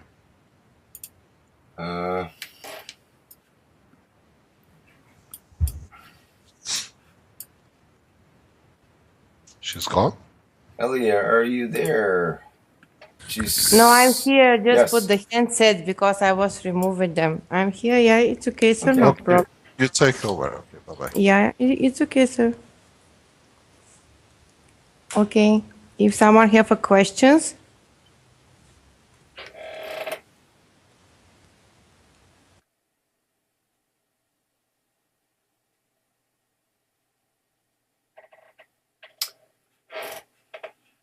Well, there is a question in the live stream. I'm not sure if it's appropriate. The question is, what is the right ratio of breathing, if there is one? Like 3 or 4 breaths a minute or so? The question is the ratio for what kind of breathing? Because with breathing, you reach a different kind of level of consciousness. And actually, the technique about the breathing is regarding with duration of every gasp. That is the secrets inside of breathing techniques. So the question what the people ask are supposed to be more precise, you know. Was that the travel time you mentioned earlier in the workshop for the gases to travel through? Is that what you mean? There are different kind of gases travel in different time. This is like a milliseconds, you know. They make some Right. kind of gapping. For example, if you have choose some kind of molecule X just passing the pathway like a milli 1 second, the other one will behave to pass the same pathway for milli 2 seconds. Do you understand? So not to have a crash, the traffic jam inside of the olfactory tract. All the nervous system working like this. Actually, where when you have the tracks. The track is from the hemispheres and medulla oblongata, then all the spinal cord. All inside of your spinal cord, everything is tracks, high waves of the signals. And between each two vertebrae, you organize the tracks in the ganglions, and from that ganglions, they origin different nerves which belongs to that part. But everything which comes from out or to the brain goes through high waves. And in Latin language, this is the tracks. So every one highway have a specific timing. And regarding the neurotransmitters, with they are specific for that highway, they also releasing of the neurotransmitters from axon to synapse and to retranscend the impulse. They have a timing too, and actually this is also regarding the sodium potassium pump. You know, everything have a timing, but to represent here all the timings, this is the huge work. You know, this is like a half of physiology of nervous system, because this is the mapping, the gapping, the synchronization in the molecular level. The medicine reached the point that is able to make that kind of time mapping. But now this is the point to be on the next one level to see how the GANs materials make the same timing through the nervous system or in different enters what we have in our body or exits. That mapping, we still don't have it. And will be completely different because the GANs materials, we are able to take it in from different places. And actually, we are able to take one GANs material, like a simple GANs, for example, copper, but with different strength from light through our eyes, from air through our nose, mouth, like sound. So the GANs of copper with specific strength will behave as sound too, or just like a fields directly through our hemispheres. Actually, we accept one single GANs with different strength, with different receptors from different state of matter. So if we have the GANs, copper, for example, will be with one strength in air, in other strength in liquid, in other strength in plasma, you know. And then we're supposed to organize that strength and to channeling that strength to the specific part of our body, which is able to convert that strength. It's not only to convert the single GANs, but the single GANs with specific strength. Because if you send the calcium to the hip bone, will be with one strength, but the calcium in the rib bone is with other strength. And if I send the calcium with strength for the hip bone, but send to the rib bone, will be hypercalculosa on that place. I will be organized the new one bone with the structure of the hip bone. Do you understand? This is like a Lego. Just imagine your body like a Lego, and all the parts of that Lego supposed to be in the specific place. You cannot replace in other place. Even you see some kind of similarity. Can you hear me? Yes, absolutely. Yeah. There was another slightly more detailed question from Krasmir, who says some doctors claim that if we inhale deeply and holding before exhaling would decrease our heart rate and will bring more oxygen to the body, and thus we would live longer. Is that true? This is regarding the function of lungs. So if you remember the workshop about the lung, mostly we collect the air on the tip of our lungs. This is the ventilation area. And the bottom of our lung, which lying on the thoracic diaphragm, is mostly vascularized. And if you remember the diagram, we have even different kind of pressure between the capillary, venous, and air system. That kind of diagram I just showed you before with the lungs and pressure like organized system. And actually in the daily life, when we breathe mostly with our tips of lung, and we don't get deep inside the air on the bottom of our lungs, where is actually the diameter of the bronchi is so small, and we call bronchioles. And because of that, when you breathe deeply and hold, we actually energize or oxygenate the bottom of our lungs. That is the huge problem of our century. Even in my clinic, I teach the people how to breathe, and most of the disease there's because of that. And other part of that question is that through the lungs, especially on that part of the lungs, in the middle goes the nervus vagus. This is the 10th nerve of the cranial nerves.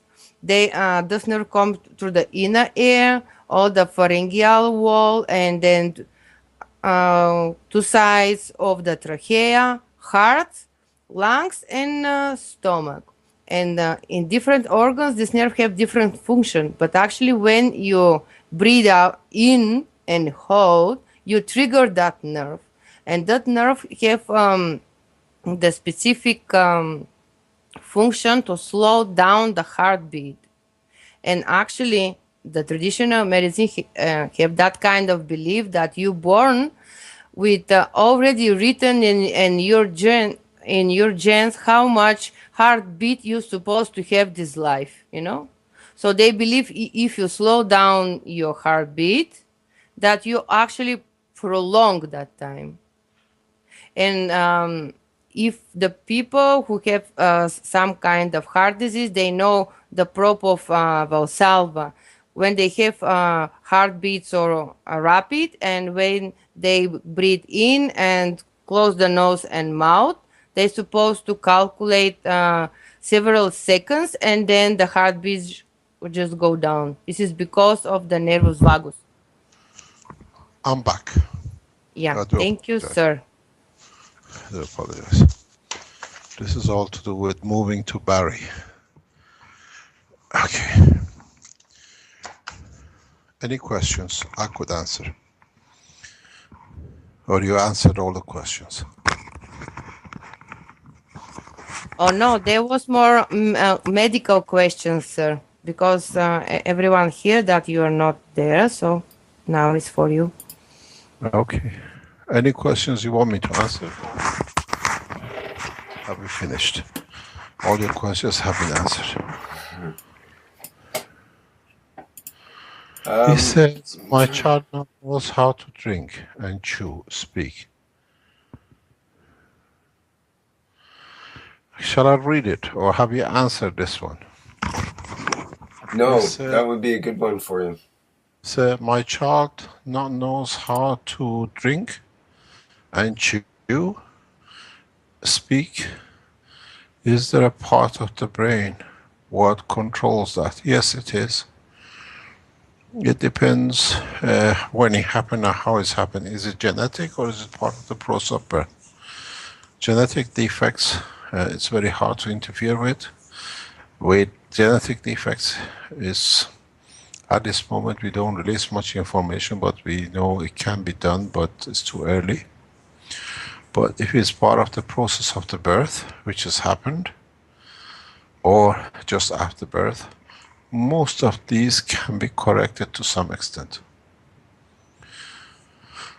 One of the biggest problems with the parents who go through this process with us is not the recovery of the child, especially at the older age, is the grasp of the understanding of the changes by the parents.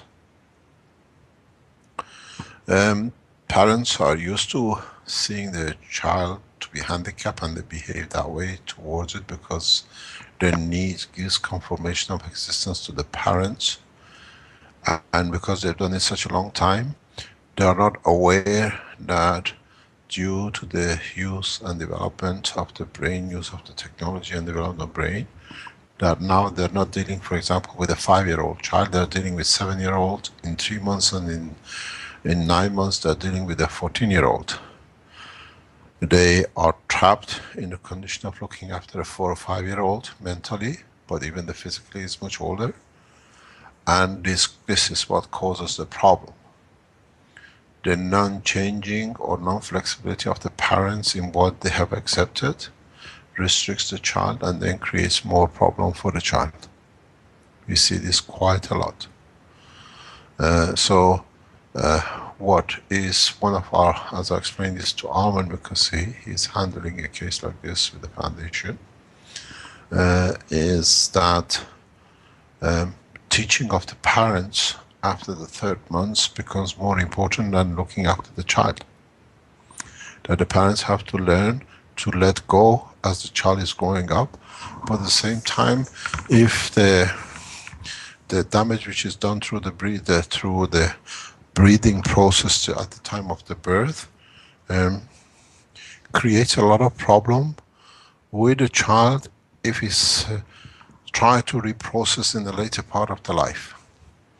Because they have to cover a stage of life, let's say if they are 10 years old, but mentally through lack of oxygen at birth, about 5.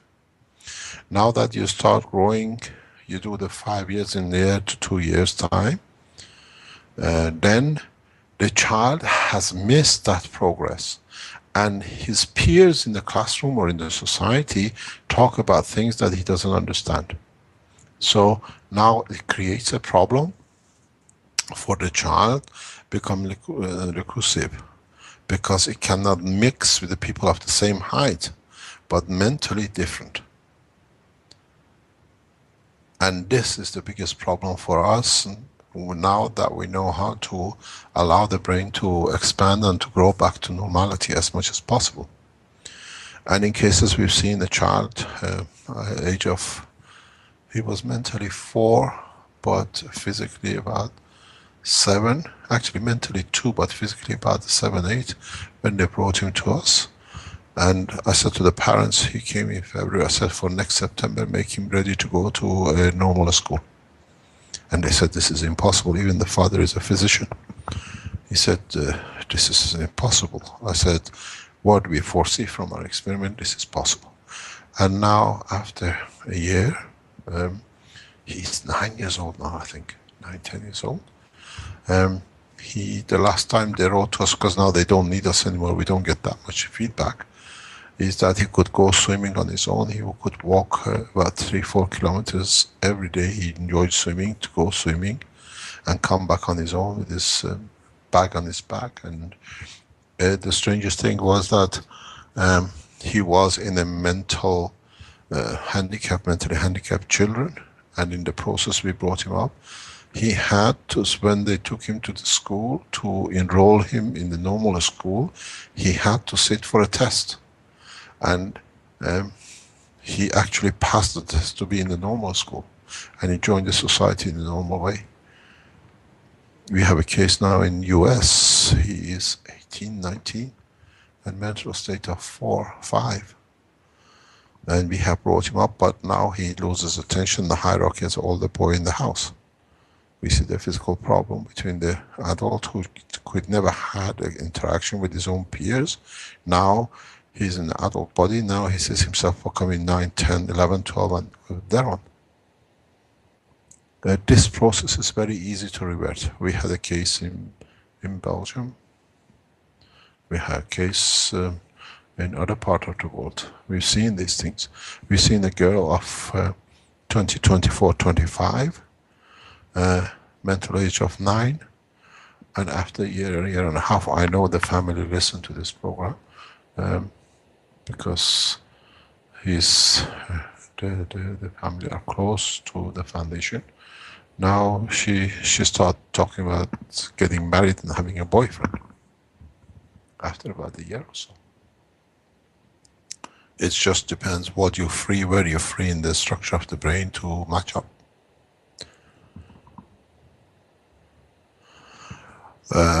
Shocks, lack of oxygen, through breathing can be the knowledge, technologies in the hand of the foundation. We have no hesitation to open it up into the society. But now that we are in institute, we can do it, we allow it, and we release it very rapidly. If it's not genetic, it can be helped to an extent. But the problem is how the family allow themselves to be growing fast with the child. It's not the child which is growing fast. And as I say, in the cases we have here, I ask the boy is 12 years old, mental age of 5, 4, and I said to the parents, you have to take him to the shops that he can buy comics, which 8, 9 years old read, that he can speak to his peers, he has a line of connection somewhere, that he can mix with the peers, that he does not stand out. But at the same time, some children, when reach that point, they used to get so much attention 6 months ago from the parents, now they're growing up, they're left to grow. They go back to the back position because they still want that attention. Me, ADD. And sometimes this getting attention leads to ADHD, which is attention deficit hyperactivity. Kinship. So the operation of the nose, the operation of breathing, can affect the mental state and the structure. Even in the old people, the change of the nose, the way you breathe, changes the way you take oxygen or the energy through your lungs, and then it behaves your health.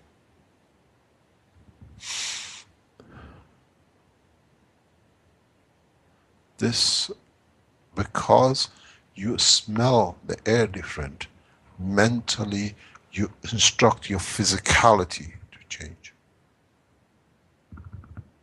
The smell of life, the smell of fresh air, the smell of being part of the structure allows you to live.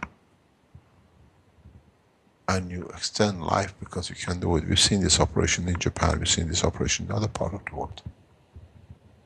Life is difficult, we can always last the difficulties. But it's when we take different kind of energy from the air we breathe, we affect our emotion, and our emotions affect our physicality. Nose, the operation of the nose is one of the most vital part of the existence of the man. Without it, as I said, stomach without the intestine, there is no physical life. Without nose, there is no emotional life. It's the end of the death. It's the end of the physical side. That's why when you put hand on the nose, life ends very rapidly. You can starve somebody for 3, 4, 5 days to still carry on. Emotionality needs conformation of existence. And a conformation of existence comes through the flow of the different sense in the structure of the nose of the man. This is exactly what In majority of cases, physicians don't understand. You can bring an old person back to life very, very rapidly. Just 1 second, please.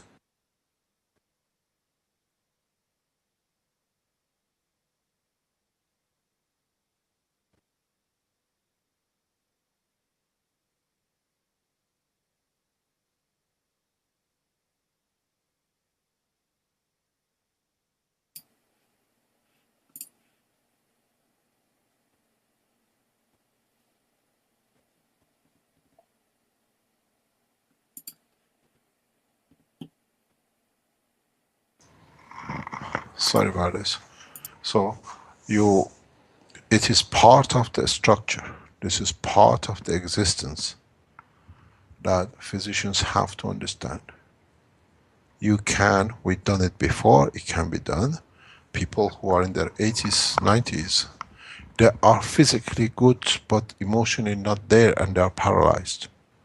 You can, through air, breathing, through the transfer of fields in the nose by air, convert the emotional part to be fit as good as the physicality. You find them, they walk off, they'll even sign their own checks to the bank.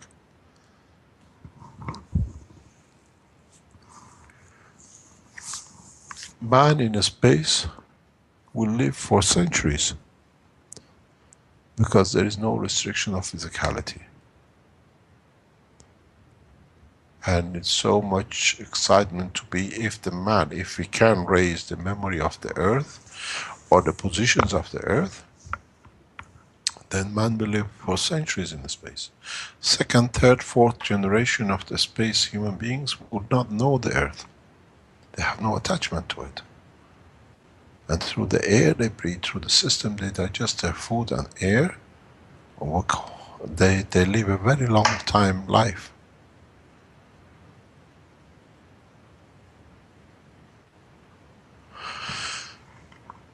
It's very much like when you have children born in a different country, they have no connection where you came from. They see themselves as a citizen of the new country. And then if you change them third generation, change fourth generation to another country, they're only attached to where they are, and in the space the same thing will happen. They find peace. The first generation of man will be like the migrants, that they go back home to see if the home is still there. That's why we miss home. The air we breathed left an imprint in our RNA. Second generation of space travelers have no connection, little connection with Earth. What parents said. And the third generation will be no memories. Just the physicality of the presentation of the man in the space.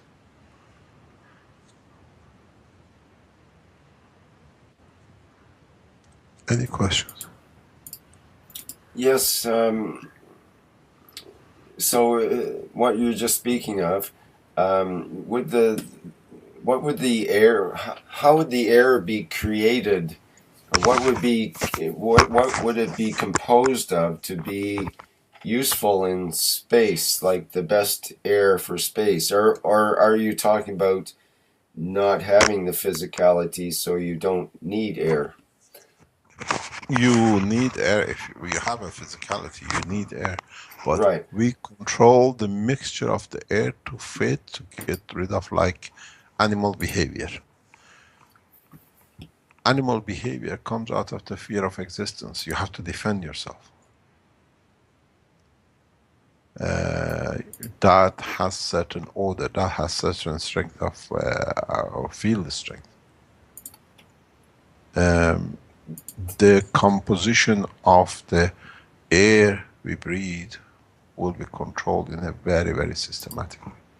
I think you mentioned before that nitrogen had a lot to do with the aggressiveness. Could you elaborate a little bit on that?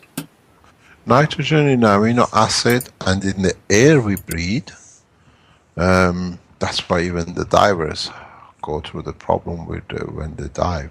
Nitrogen narcosis, they call it. Yeah. Nitrogen is the nuclear diffusion or nuclear centralization of the release of the energy of the hydrogen. And the more energy, the more active nitrogen you have, the more energy you release from the hydrogen vibration of the electron, or in a way what you call it vibration electron, we call it the loss of energy from the gans of the hydrogen in the amino acid, which leads to extra energy. You have to do something with it, and then something to do with it brings like hyperactivity, more motions, and then the emotion does not fit the physical motion does not fit the emotional part, and then we call it aggression or anger. The whole process can be explained in a very, very simple way. Now we understand. We know how to walk, running and jumping, as I said, is easy. So nitrogen, yes, has a capability to release rapid amount of energy on the outer layers in respect to gravitational magnetic field. Look at the structure of the nitrogen. Carbon is 8, nitrogen is 7, oxygen 16. Twins have twinity stability in neutron. Nitrogen has an extra neutron. It's unstable, so it releases as much energy as it can for the nitrogen to reach stability. And that energy which is released from the gans of nitrogen releases, excites, or reduces field forces on the hydrogen plasma in the gas state, that energy release leads that it has to be used somewhere by other things, and then it creates a traffic jam. That traffic jam of the fields have to be called what you call aggression in PS. It's a burst of energy. It's like 129 plasmatic energy. It's got to go somewhere. You got to go back into the matter section of the teachings. That's when a nitrogen at a certain condition, outer layers of the space created in respect to Earth, some of the nitrogens are stable and some are unstable, isotopes. The ones which are unstable and they can divide, they release to what they call a helium. That helium, if absorbed by another unstable nitrogen, becomes a oxygen, and if that release of helium finds stability, you have carbon. And then in that process of the release of helium, if it's not in the right condition, you have a release of hydrogen. So that's why you have oxygen, hydrogen, nitrogen and carbon in the atmosphere of this planet at the upper layers, and it comes down. It's a simple process. I've explained this in the 4th book and in the paper of the amino acid in so many ways. The condition then when you have an extra nitrogen which is really trying to become oxygen or to become a carbon, you release a certain amount of energy due to that single neutron in the center. You can actually create a deuterium from it. If you can release a nitrogen and a neutron and a proton and an electron, you have that deuterium condition in the upper atmosphere. Which then, due to the lack of position of the high energy of the neutron in the gas state in the center of the atomic structure of deuterium, the nitrogen jumps off and it creates molecular hydrogen. That's why we have a H2. If you can capture or separate it, then it becomes atomic hydrogen, links up with the atomic carbon, nitrogen and oxygen, which are the subdivision of the nitrogen, and what they call it in so many ways. Because they had a common denominator, they all came from the same energy levels system, they come together. Common denominator field, the strength which created them, then they become amino acid, the essence of creation on this planet. You have to understand nuclear structure in the plasmatic condition, then you understand how simple it is.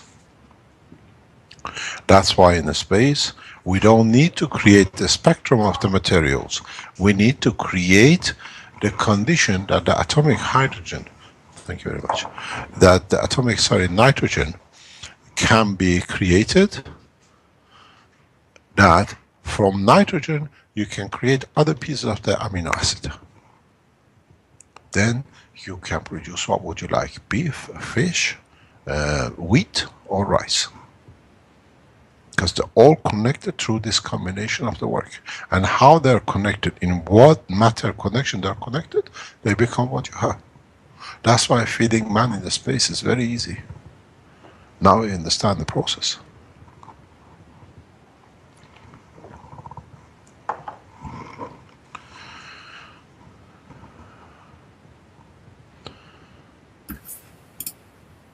It's half past the hour now, Mr. Kesh. Did you want to bring things to a close, or we could go a little bit longer if you want? Answer, no problem. Okay. The structure of life is based on production of nitrogen on this planet.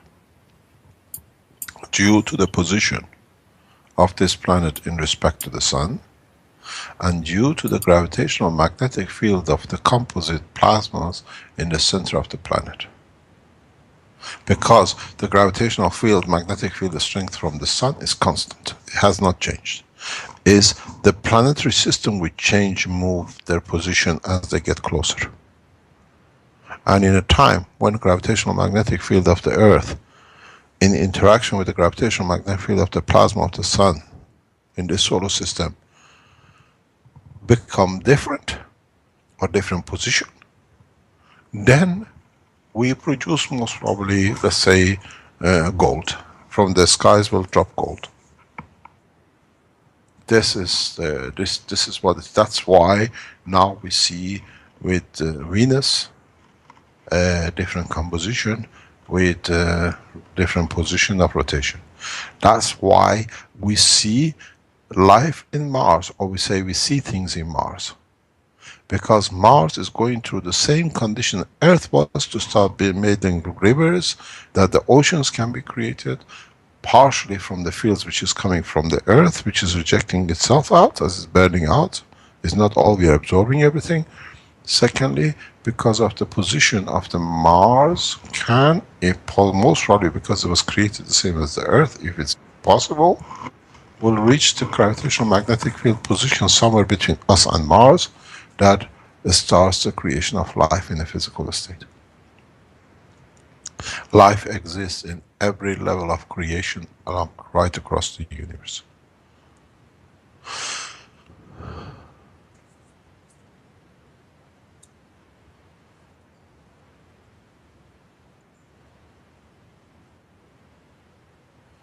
Any other question?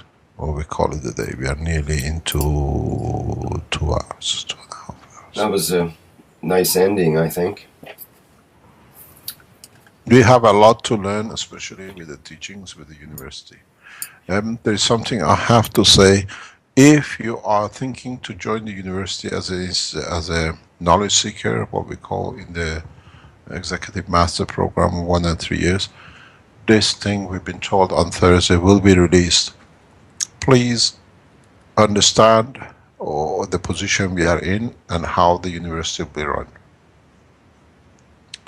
We'll try to be, we hope we'll be able to teach in masses than individuals, and at the same time there's a lot of development needs to be done.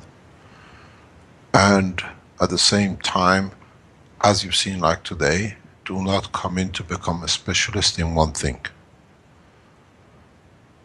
We teach you the right across, you pick what you can to contribute back into humanity. The application are there. I filled my application in this morning to see if it gets accepted. I was rejected immediately. I wasn't good enough to be accepted as a student. So when the real one goes up, by Thursday, fill in the form and expect to be here on Monday, on May the 4th as a student. Thank you very much.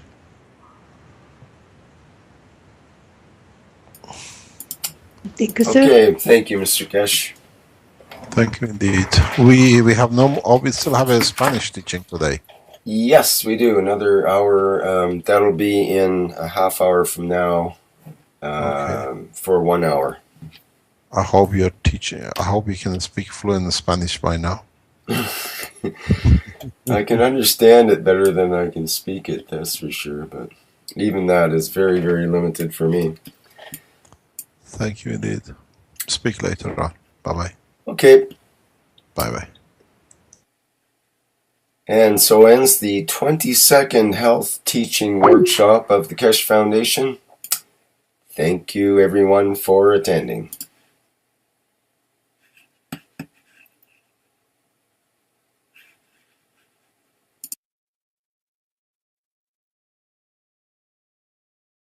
In the middle and form our nose. How you're able to see on the right side of that slide where we have representation of the embryo in different stages. And finally, we get the state of baby with left and right part of our face just close in the middle.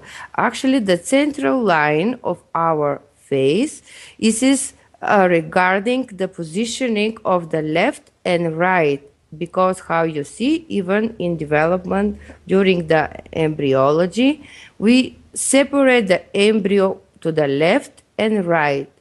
And in different weeks of our development, we start to get closer to the central line, left and right part of our body. And finally, the organs where they're situated during the central line, they start to be one. They close in the central line two parts, the left and right. That is the positioning of our nose, of our cavity of our mouth, and during all the body, through all the well of the body. Okay, then we go to the next slide.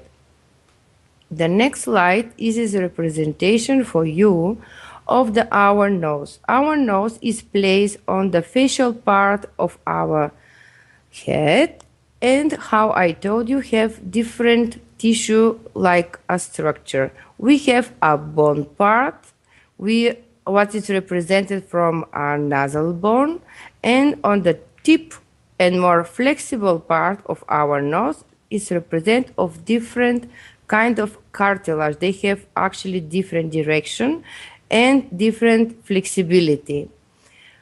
Inside of our nose, if we have a cross section of our head, we see that actually the cavity of nose is like a hole.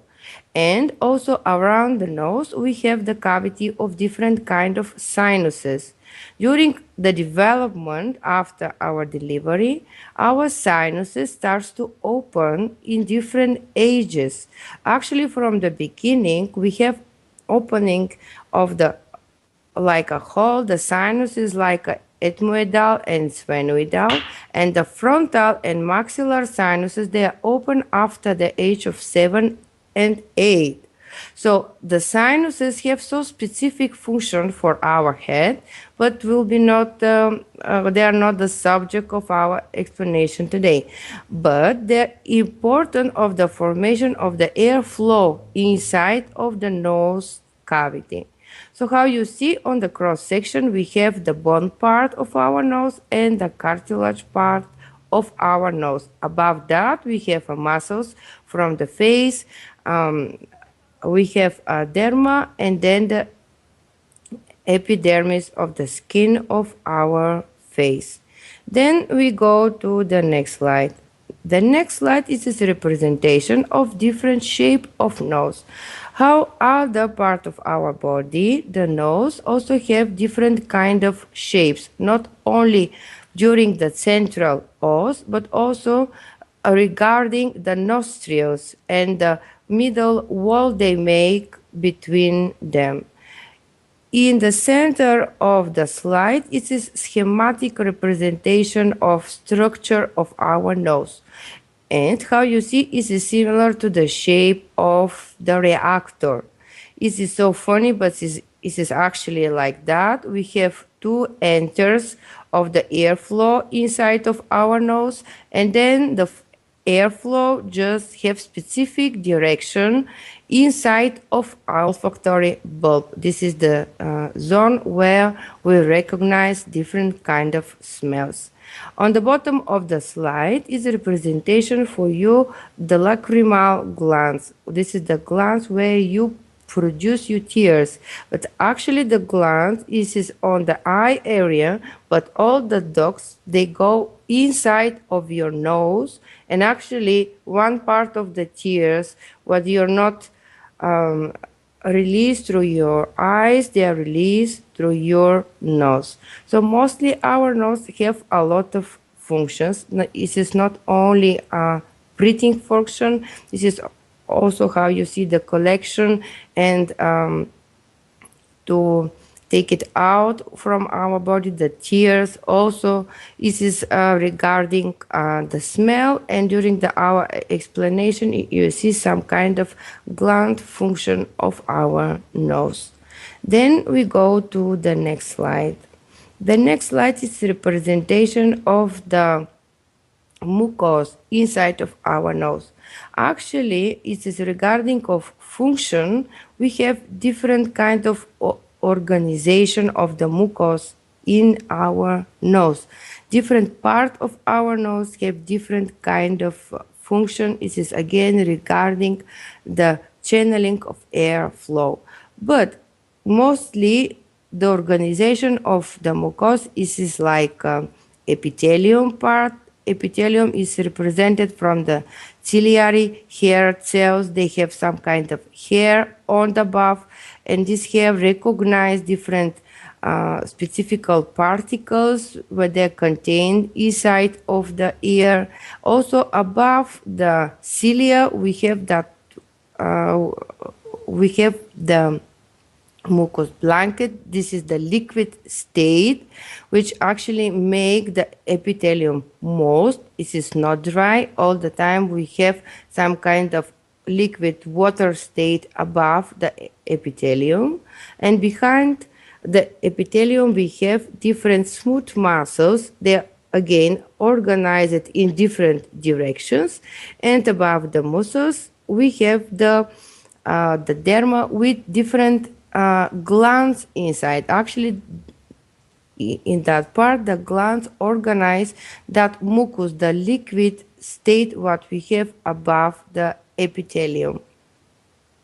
Okay, then we go to the next slide. The next slide is a representation of innervation of our nose. Mostly our nose is innervated from nervus facialis, and how you see this is the main nerve from our face. And again we have the cross pathway between the two hemispheres, and this innervation is mostly of the face part of our skull and also inside of the nose. This is not the nerve with who we are able to smell. This is the nerve regarding the other functions of our nose. This is like innervation of the muscles, of epithelium, of the secretion of the glands, but it is not regarding the smell function of our nose. Okay, the next slide. It is a representation of the more specific function of our nose. This is the smell, how we are able to recognize the smell and why actually we need to have that kind of function in our nose. If we look the evolution of different beings in our planet, and how I represented you in the previous workshop, that from the beginning, most of beings, they have a horizontal shape regarding the surface of the planet. There was on the same level like a placement of the star formation.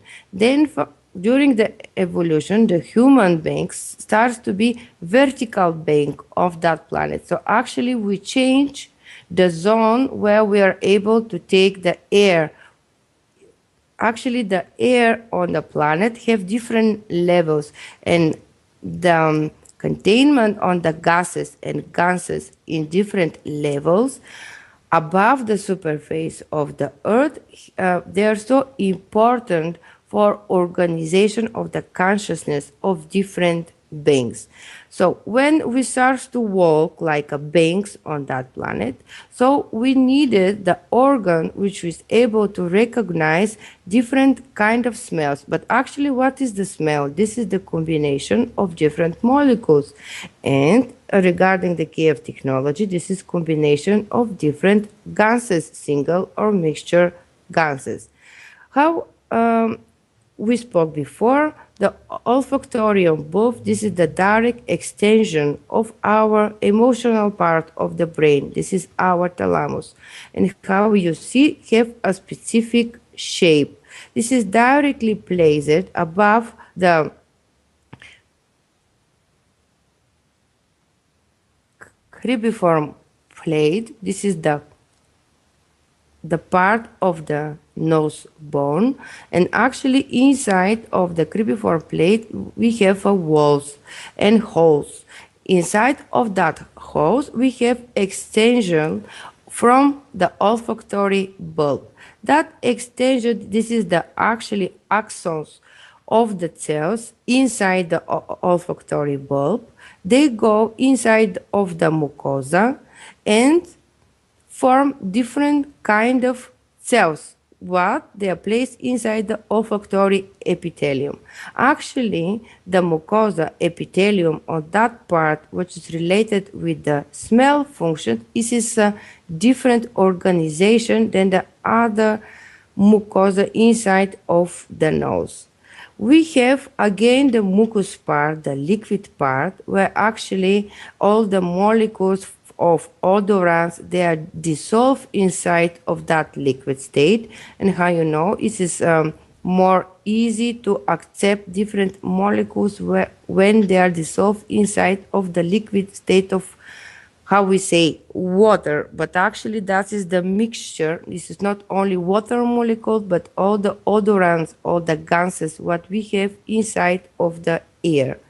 Then that odorant molecules, or how we call regarding the KF technology gas, they start to trigger the, how you see the cell, they have some kind of arms, fingers, and we call dendrites.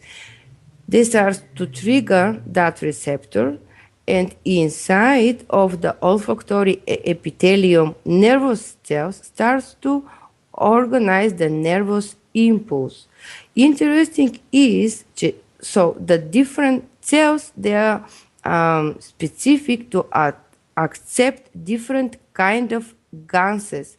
Actually, we have 100 million different acceptor cells where they are able to accept specific molecules. They are not acceptors for the all odorants molecules. They specify in fields or nose cavity. Actually, when air comes inside of the nose cavity, starts to form three different pathways.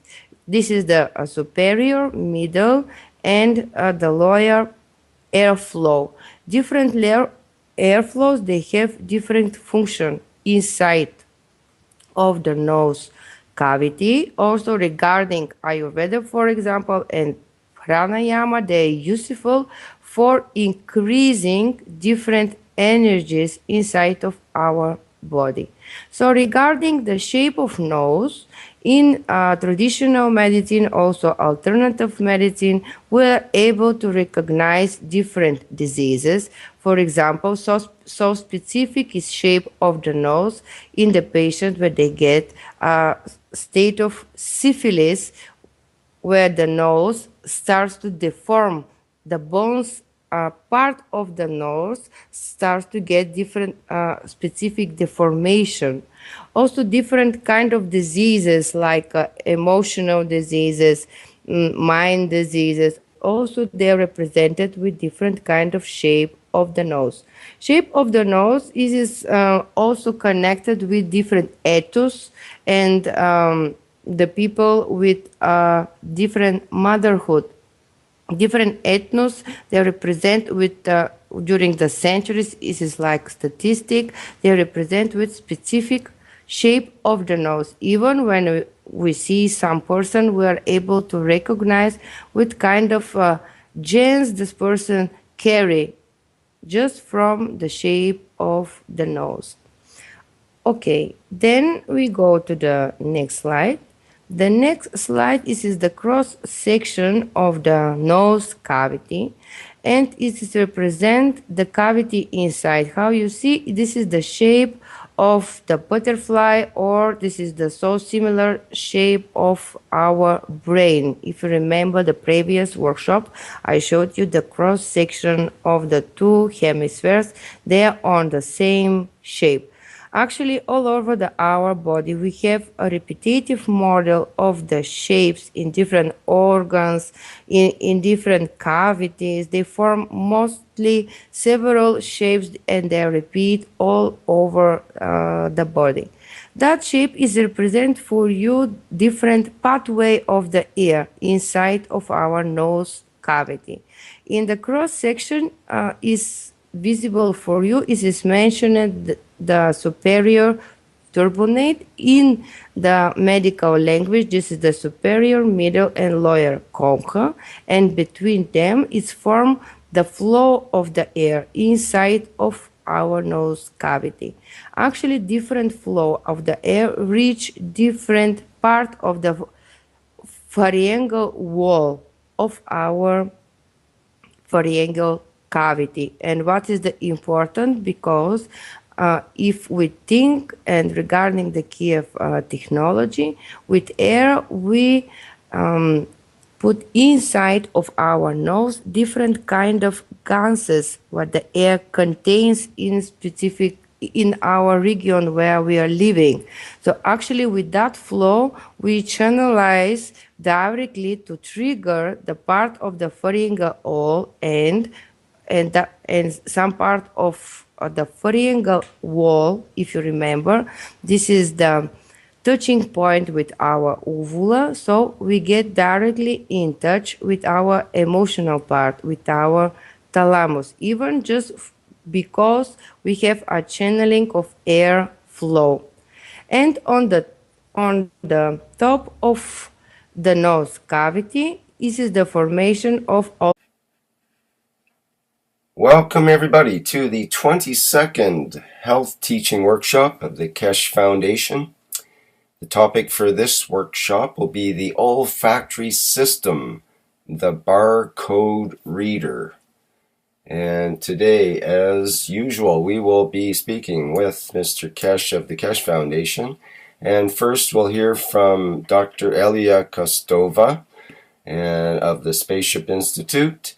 And she will describe the olfactory system for us, the anatomy of the olfactory system, commonly known as the nose, but it includes more than the nose, I suspect. And then we'll have comments from Mr. Keshe after that.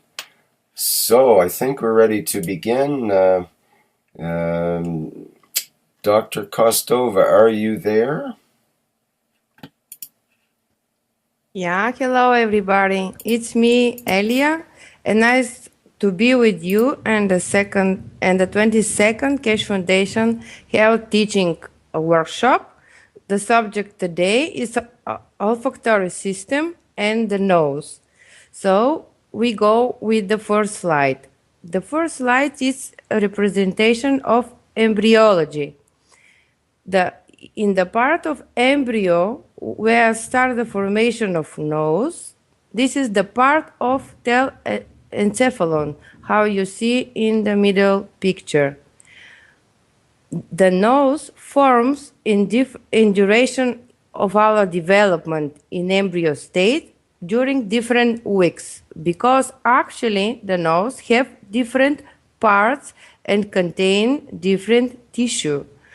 Some part of the nose is represented from bones, cartilage, muscles, and also the mucosa, and a huge amount of the nose is represented from the nervous system. And how you see the formation of the nose in the middle picture is in the number 1. This is the beginning of the first central nervous system nerve. And this is the olfactory nerve. That is the part where starts to form the olfactory bulb. Actually, our nose represents the olfactory system, what starts with formation of olfactory bulb from tail encephalon. And the number 2, this is the eyes area, and how you see they start for so close place, the eyes, the ears, and the nose. In the middle of the head of the embryo, if you remember, this is the part of our emotional part of the brain, our thalamus. If you remember from the previous workshop, actually our eyes and the olfactory bulbs, their extension directly from our brain, from our, and especially the olfactory bulb from our limbic system. And the part of the limbic system is our thalamus. During the development in embryo, we get from the pharyngeal arch different part of our nose. And how you see on the pictures where it is looks like embryo, it is mentioned the place where starts different part of the nose. It is like nasal pit, it is medial part of the nose, it is the lateral part of the nose. And during the development, the left and the right side of the embryo, just they close